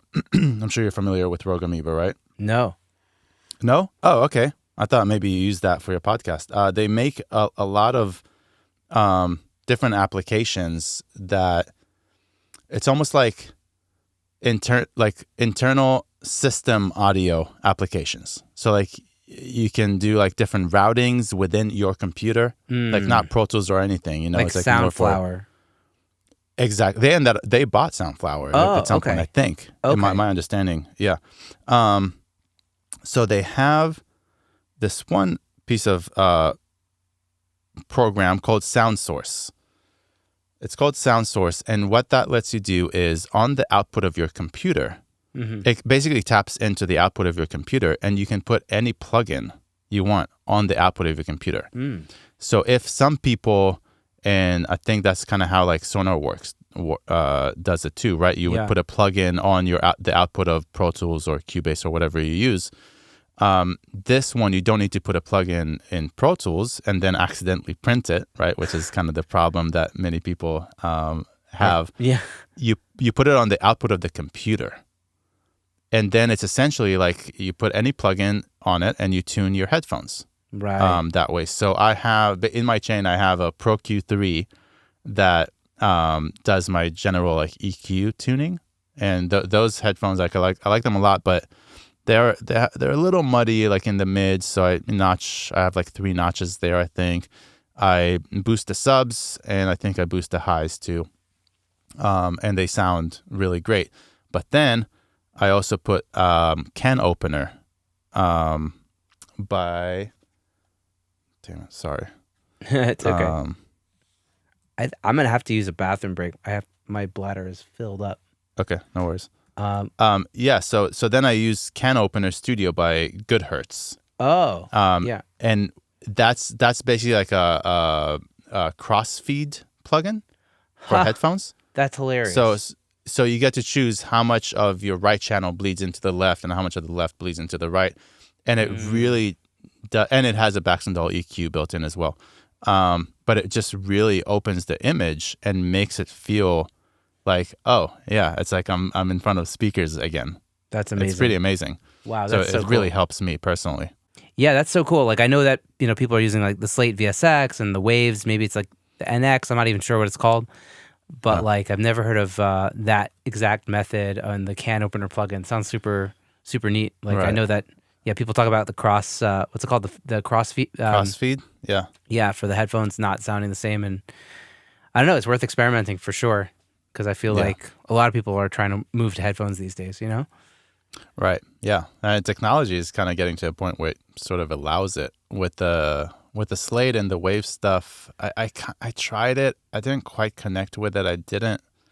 It felt like every time the EQ that it was, applying to my headphones was too much. It was too extreme. And then you get a little bit of the room reflections from the studio that they modeled, and it's like it's not. I don't know. It's not quite it. And I just feel like the Can Opener was a way more neutral approach to that. Like you still get your headphones. It's still the sound of your headphones, but the image just feels a little more natural. That's interesting. I feel like there's like some psychoacoustic thing that when you're in a room with speakers, you could kind of hear through the room almost. Like the room is not as much as like people say it is. You know what I mean? That's really interesting. Yeah, I never thought of it that way, but I can see that. Yeah. And so maybe that's what it is. Like I think that's a thing. Like I don't know. Maybe I'm wrong, but like you could if you know the speakers and you put them in a room that's different, they still sound like those speakers, and you could still kind of, Yeah. I think it also depends on how loud you're playing into the room, right? That's how also much true. pressure you're feeding into the room. Mm-hmm. Right. Yeah, same as recording drums, right? Yeah, but I wouldn't know how to approach that in like, modeling a studio in the way Slate or Waves or there's probably a couple others who have done that. Yeah. I wouldn't know the correct scientific way to go about it. But I just know that whenever I tried listening to those plugins, like it just wasn't it. I didn't feel like that was going to help me make better mixes. Yeah, maybe it's just about finding the right pair of headphones and like just trusting those headphones and maybe using a little bit of the crossback. Right. Exactly. Can Opener. Who knows? Yeah. Experimentation. Totally. Yeah, amazing. So, Is there anything else we should talk about in terms of like mixing before we move on to the sauce segment? Maybe I'll just rephrase that. Okay. Yeah, so I guess before we move on to the sauce segment, maybe you could kind of tell us if you think you have some sort of trademark sound to your mixes that you think maybe people are coming back to you. We talked about like people come back to somebody for their vocal sound or their drum sound. Like, what do you think it is that people keep coming back to you again and again for mixing? Interesting. I think, yeah. I would say something that I focus on a lot, and we sort of talked about it before, so no reason to bring it up. But like the relationships between kick and bass. Yeah, that's something that I really pay a lot of attention to, and I think people are noticing that. But the other really big thing that comes to mind is separation. And I have, it's interesting. I have like one particular client that comes to mind. He's like a regular client and a friend at this point. And he does like a lot of EDM stuff. And he's getting like with every song he sends me, the rough mix keeps sounding better and better and better. Like he's getting really good himself. Which is kind of cool because like every time I mix a song for him, it's like it's more and more of a challenge, you know? It's like I keep challenging myself, or he keeps challenging me to beat his rough mix that keeps getting better and better. Right. You know what I mean? Yeah. It's like training. It's like weight training. Right. More and more weight each time. And but something that he notices and comments on a lot is the separation. That even though he is getting to a point where like his highs are getting to sound pretty good, his lows are getting to sound pretty good, his mids are, mostly clear, I always am able to bring a separation to the mix where like all the instruments, all the elements are much clearer and have their own space compared to what he was able to achieve. And he's that's just an example. He's not the only one. I've actually encountered that many times, and it's something that I notice too whenever I compare the rough mix, because as I'm mixing, usually I would have the rough mix in there, and I compare and contrast, and yeah, it's definitely something that I pay some attention to. Sometimes it just comes naturally, and there isn't anything like specific that I do. Other times it is more intentional, and actually, that's kind of fun.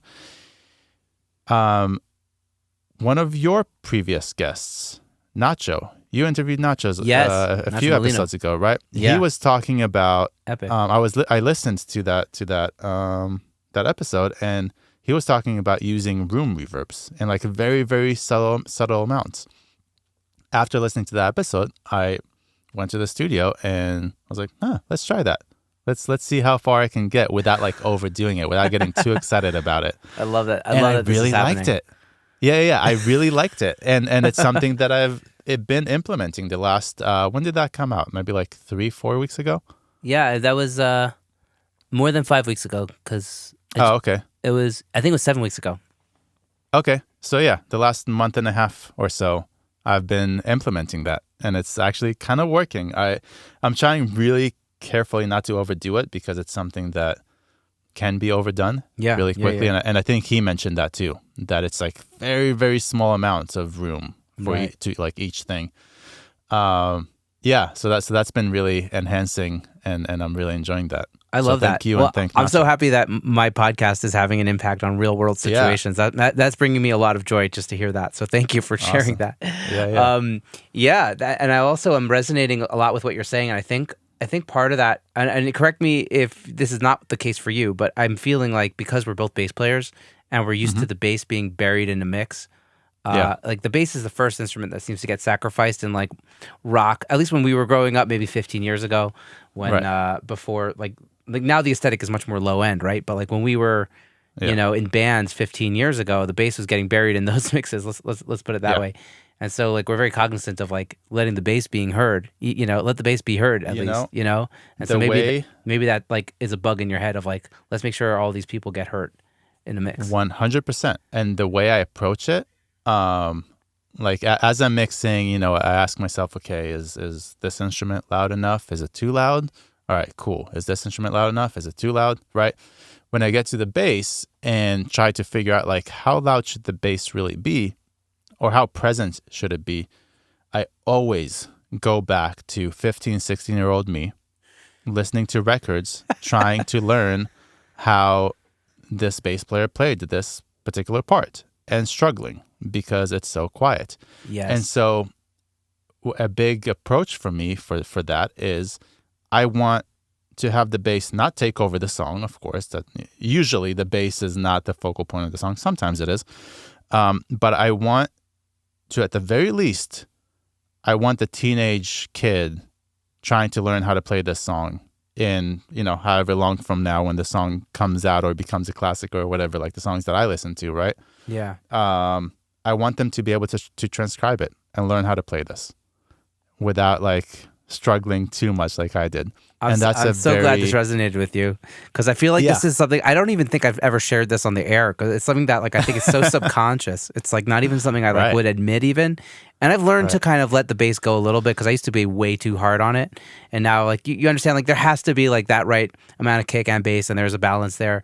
But like still, like I want to make sure that the bass doesn't get lost. Like that's something that's like still ingrained in my head, And it's not just the bass; it's like everything, Yeah, and funny thing is, I want to bring up Motown real quick. Because man, when you talk about James Jamerson, I'm in. You just bring that up, I'm in. That's my jam. Here's the thing: many people think of that music as very bassy, very like, oh, the low end is huge, right? It really isn't. Give it a good listen. There's no subs. Yeah, and I'm, and you've probably done this already. True. Some like talking to mostly to the listeners. Compare that to any modern song from the last 10, 20, 30 years or more. Motown stuff, they have no sub, yet the bass really comes through really loudly, and I think it's because there's not a lot of subs to begin with. The balance engineers were able to actually turn the bass up. Yeah. And really where the bass lives is the mids, the low mids and the mids. That's where all that presence is in the, flat wounds on a P bass kind of thing. That's the 600 hertz and the 100 hertz. Yeah. Popping through. Right. Exactly. Yeah. And those kick drums are very small. The Motown kicks are very tiny, and the bass envelops it, right? Like it's right. You're totally right. Yeah, the kick drum is there as I don't know, a feeling more than anything else. Like you don't really feel the kick on any of those Motown songs like you do in any modern song, right? It's almost like something in the back. I don't know if would they even mic the kick back then, or I don't know. No, yeah, you'll have to ask Noah Wallenberg. Oh yeah. But anyway, so I encourage people to focus on the mids when mixing bass. Not so much the lows and the subs, but the mids, that's where it's at. If the mix has room for it. You know? If you have like a wall of guitars or, I don't know, a solo cello and stuff like that, the rules might be different. But the mids of a bass are very often, overlooked, and people don't really pay attention to them in the same way that they don't pay attention to toms. Yeah, that's really cool. And you're making me think about, once again, the John Greenham episode, an interview that I did with him, and he kind of talks about there's like a line of energy. There's like a certain amount of energy across all the frequency spectrums that he feels like you can kind of push. And like with like the Billy record, there's so much low end that there just can't be that much mids, right? But but it works. And so maybe with Motown, it's kind of like a little bit different, right? There's so much like regular bass that there just can't be that much sub, No, absolutely. It's interesting. It's like you just have to find that right amount of energy to push and pull or whatever. That's awesome, dude. That's a great way to look at it, really. It's all energy, right? It's like how much energy can we push through a pair of speakers, right? In the case of stereo.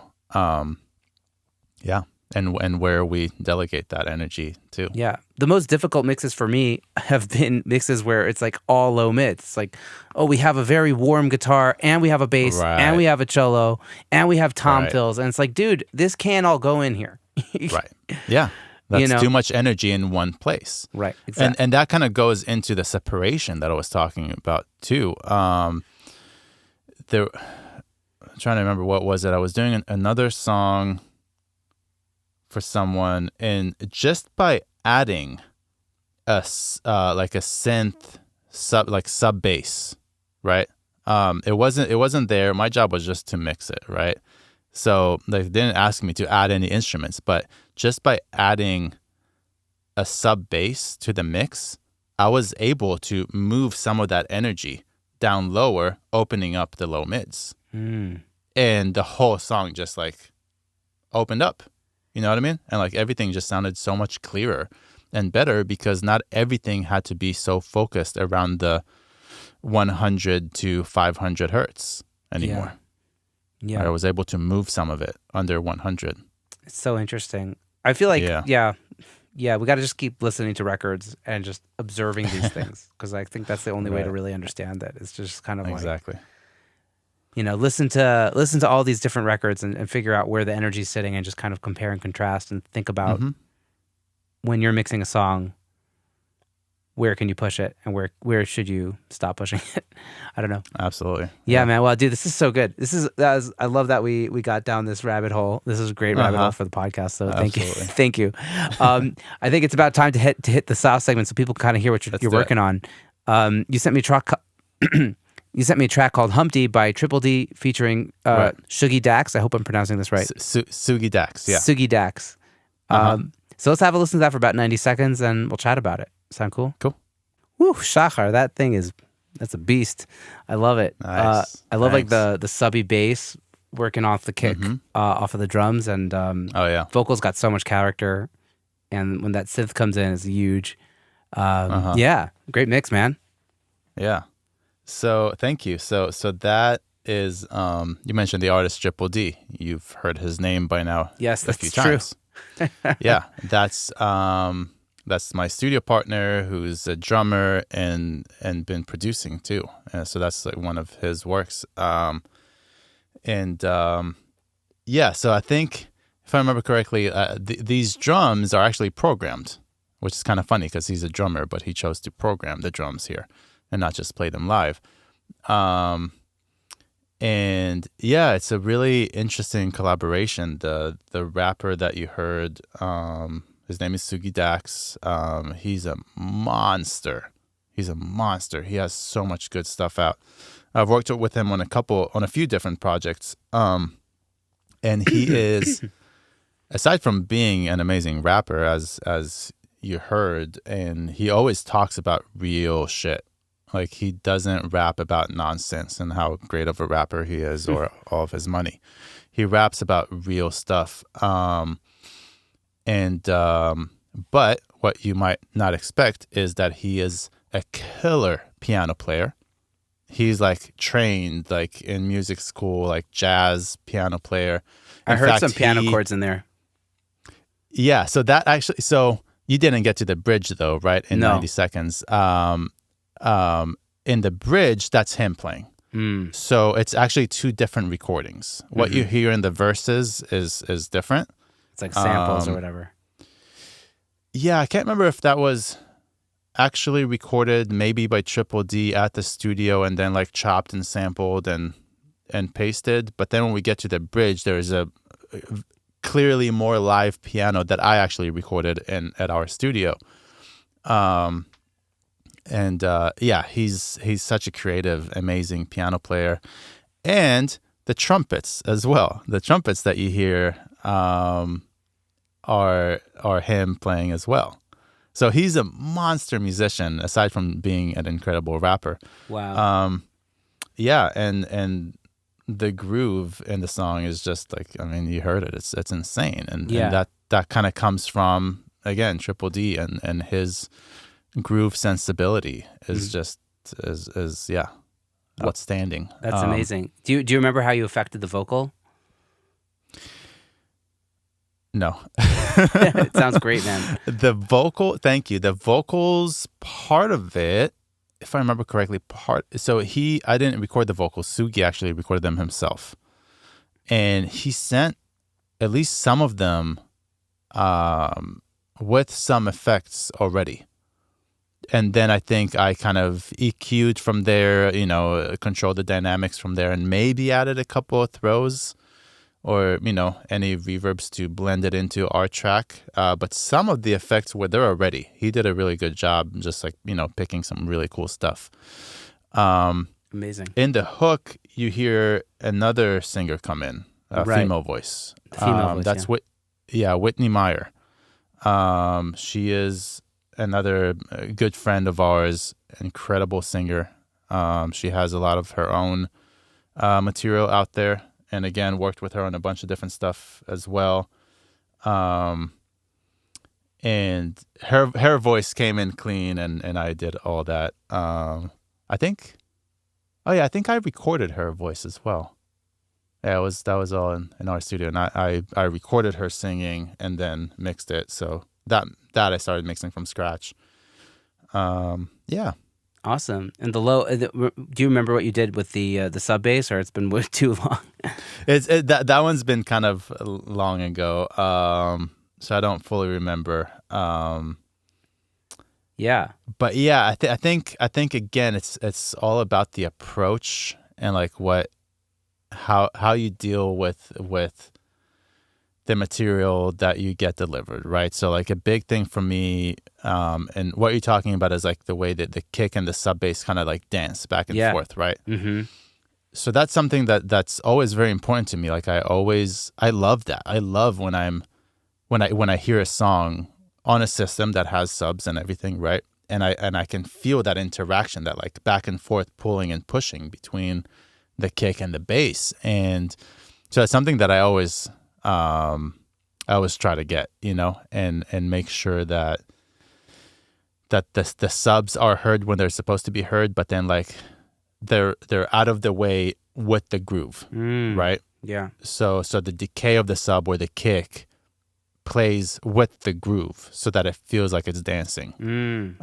Otherwise, if your kick is too long, for example, right, or a sub bass 808, whatever is too long, and there's no space, then there's no groove, right? Like to me, groove is all about the spaces, right? Yes. In between the notes. Bass players, Yeah, exactly. It's all about the notes you don't play, right? Where you stop sustaining the note. Yeah, I was recently talking to someone. Just a little sidetrack. I was talking to someone about Rocco Pastria from Tower of Power. Oh, love him. And how he would play those like really fast 16th notes, but they're still staccato. Yeah, right. Very. He doesn't blend those notes, and it's so fast that it's hard to play it staccato, but he fucking does it. Of course. And that's where the groove's at. If he just played it all legato, like I don't know, a rock song would, right? There's no groove in that. Right. So that's a great point. Yeah, back to our case study. Yeah, like always trying to find the right sustain of the kick, of the bass, so that it's in the groove and like making that push and pull. Again, the approach to that, the path that you take to it, depends on where you start on the source material, right? Yeah. So like you kind of never know until you crack it open. Right. It could be like a compression thing. It could be a transient designer thing, or whatever. Exactly. Yeah. Well, you killed it, man. So thank you. Congrats. Appreciate it. Yeah. Dude, this is awesome, man. Shachar, this has really been so much fun. But before we wrap it up, I do like to ask a few kind of more general questions, as maybe you're expecting. Yeah. So just in terms of like creative energy, we all have days where we're super hyped to get in the studio and do our work, and there's days where we're a little bit less motivated. Do you do anything to kind of stay motivated, to stay in that good headspace, to kind of want to work and always be in that good zone? That's interesting. Okay, I have a couple answers. One is some days that, like you said, you just don't really feel like it. Those could be great days for bouncing stems. You know what I mean? Like those could be great days for the stuff that you don't really want to do. You don't really feel inspired, and it's just like I'll just I have like a pro. Do you use like Bounce Butler or Andrew Shep's? I've tried. I've messed with Bounce Butler, but I don't do Yeah. enough stem bouncing that it's worth it for me to pay monthly. But that might change. Yeah, it makes sense. We'll see. Yeah. Anyway, so I have kind of my own version of it over the pandemic. Yeah, I collaborated with a friend of mine who's a musician but also a programmer, and I told him like, here's a piece of program that I would like to have. I don't have any programming experience to do that, and basically he wrote a script for me. No shit. That is basically what I wished Bounce Butler did at the time, but it wasn't quite working the way I wanted it to work. And Andrew Shep's Bounce Factory didn't exist yet at that time. So I have my own like Apple script basically. That's crazy. That just runs stems for me. Yeah. So what does yours do differently than Bounce Butler and Andrew Shep's? So with Bounce Butler, and I think they changed it since then, but at the time you had to make a bunch of different sessions. Right. Save as. You had exactly do a bunch of save as each time like a different track is soloed. Mm-hmm. I didn't really like that workflow. I wanted, and also like it just kind of took time for the session to close, session to open back up, and all that. I wanted to have a macro basically that in Pro Tools you use Cubase, right? No, I'm actually a Logic user. Oh, Logic. Okay. I know Cubase is industry standard in Israel, but not for me. I thought I heard you talk about it before, but I guess it was different context. So in Pro Tools, there's like shortcuts for everything, right? Mm-hmm. For like soloing a track, bouncing it, moving down to the next track. So it's essentially very, a complex macro that goes track by track, solos it, bounce, and the more intricate part is renaming it properly. And that's where my knowledge kind of got stuck, right? Because like I know how to program macros, that's pretty basic, but to really go deep into the Pro Tools brain and tell it, now change the name to this, hit bounce, wait for the bounce bar to finish before moving to the next track, that's what I didn't know how to do. So it's essentially a macro of like solo track, bounce it, move to the next. Solo track, bounce it, move to the next. Solo track, bounce it, and so on. Wow. Yeah, it's pretty cool. It's been really useful. Bob loves it. All like the other people here. I was wondering what you were doing when you were bouncing stems for Bob. So yeah, cool. I use that. Nice. I use that every time. And I shared it with a couple other people here at the studio and love it. And yeah, so anyway, you actually have a product on your hands here. Sort of. It's like it's not packaged very jankier. well. It's an Apple script. You know what I mean? It doesn't have like a nice interface and stuff. But yeah. That's at cool. this point, again, like at this point, Bounce Factory is out, which just kills all of that. It's like it blows everything out of the water. Of course, it comes at a premium too, but for now, I'm just sticking with mine.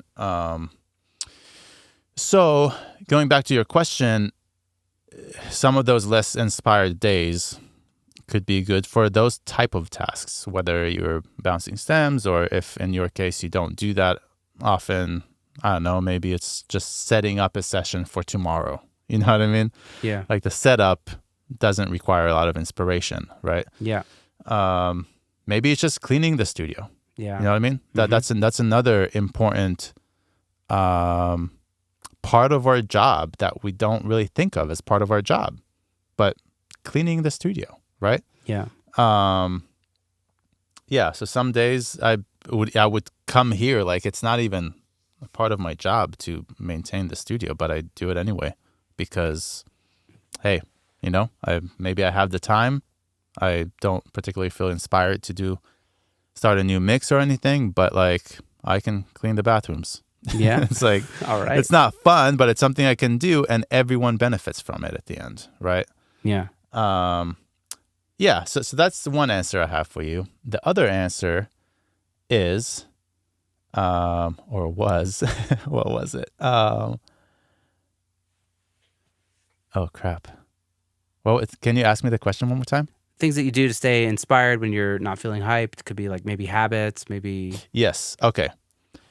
And you might have gotten a sense of it early on when I said that I want to be the best mixer in the world.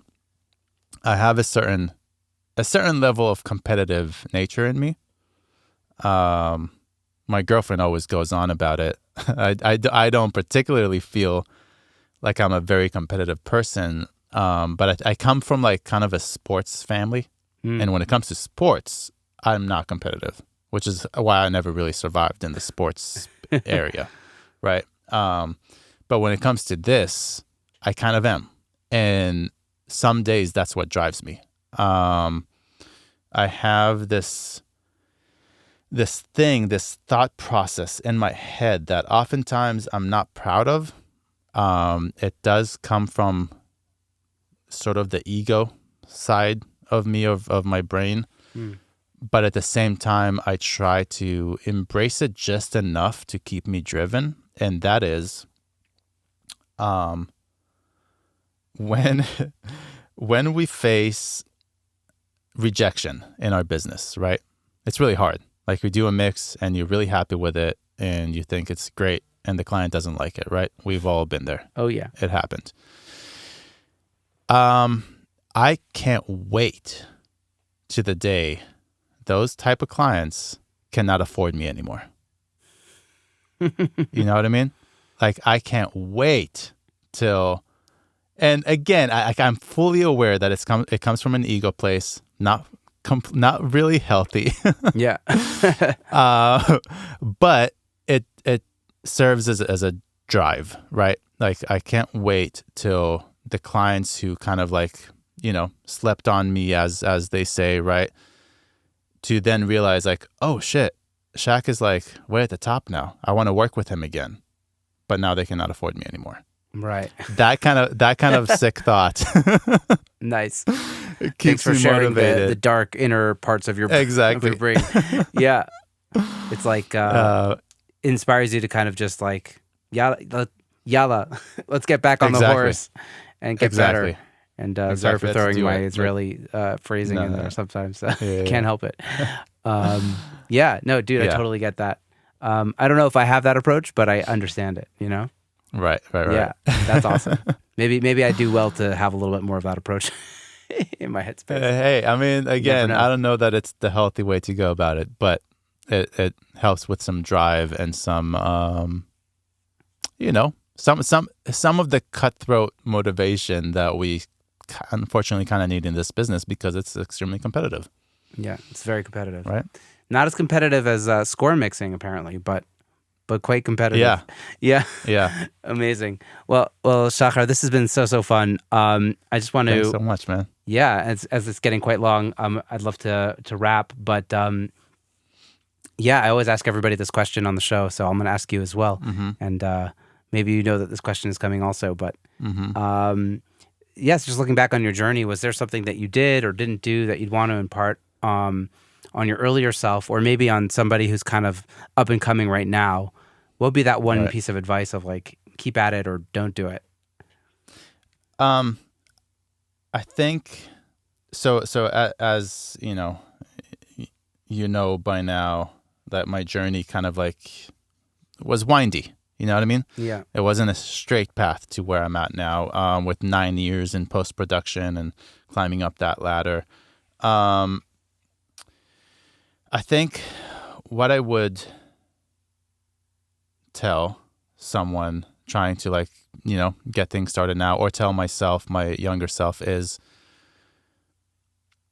take your time finding out what it is you really, really want to do.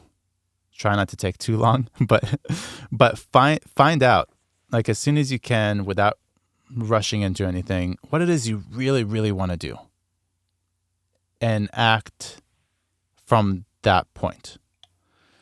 And I say that in considering that for me, there were a lot of things I wanted to experiment with and try, right? And I did, and it was cool. but at the end of the day, I can't help but think if I was able to be in the position that I'm in now, right? Having a mentor such as Bob Horn 10 years ago, like where would I be now? Right. Right.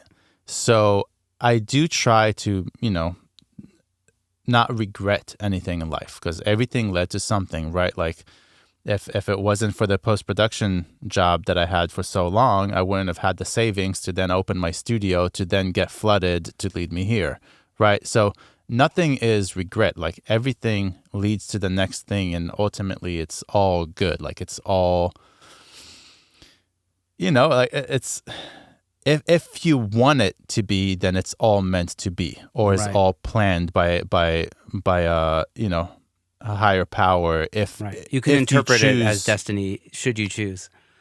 Exactly. Yeah. Exactly. I love So it. no regret, but if you're able to figure out what it really is that you want to do quickly and act from that point, I think you can get far. And sort of like a part B of that is I, like many people, like most people these days, relied a lot on the internet, on YouTube, right? To teach me about mixing, or mix with the masters if you watch it and not actually go there, or any of those. Now, that's all like an incredible information, right? Like an infinite source of knowledge about our industry, which is great. It's really, really good. But in-person mentorship is on a whole new level, and I recommend that to everyone. Yeah. If you think you can learn everything from the internet and then experiment and grow your clientele, sure, chances are you can. And I did that for a while. But man, like what I'm experiencing here, I've been experiencing the last year and a half, it fast tracks all of that by so much. So I highly, highly recommend finding who you want your mentor to be. And for that, you need to figure out exactly what you want to be. Do you want to be a producer? Do you want to be a tracking engineer? Do you want to be a mixer? Do you want to be a mastering engineer? Experiment quickly, like kind of find what it is. Find your mentor. Find your mentor, reach out to them, maybe even several of them. And it's going to be so much more valuable and so much quicker than learning everything online. Wow. Yeah. I totally resonate with that. And I wish I've had more. I've had some mentors, but obviously not on the level that you've had. Is there like any advice that you could impart on people of like, I don't know, I guess maybe you've already spelled it all out, right? Like people are approachable. Like you got to just send those emails, right? Yeah. Like, is there anything beyond that you could maybe advise people in terms of like finding a mentor? Maybe find out, like put yourself in their shoes. How could they utilize you the best? Yeah. Because we all have many skills, right? Like, but if you're a great painter, a mastering engineer doesn't need to know that to be your mentor, right? Like find out what it is they really need you for. Yeah. And approach them from that standpoint. Yeah. Later on, maybe they find out you're a great painter and you paint something for their studio, and that's great. But the fact is, like, they need you to set up sessions, print stems, whatever it is. They need you as a great bathroom cleaner. Great. Approach them like that. You know what I mean? Like, and I'm exaggerating, of course, but like, find out how they can utilize you. What would really get you through the door. Yeah. Yeah. It makes a lot of sense. I feel like as I kind of rise towards the middle of the tiers of or whatever of like people in our industry, and now some people are looking up towards me. You know what I mean? I'm still obviously there's a lot of people to look up to still for me, but as people start to ask me questions and like, you know, look for answers or whatever, or if people start to offer help, like when I need help, which is starting to happen, it's the people that like just really try really hard to like understand what I need, that it goes well with, versus people that are just like, well, I could do this for you for this much more time or this much more money, or it's like at the beginning, you kind of really need to like try your hardest to kind of like understand what that person really needs and do your Right. best to like go above and beyond. And that's like Yeah. at those big bottom rungs, you have to put a little bit of extra. You know, you're, like the dues aren't paid yet. You have to put a little bit of extra to kind of, Yeah.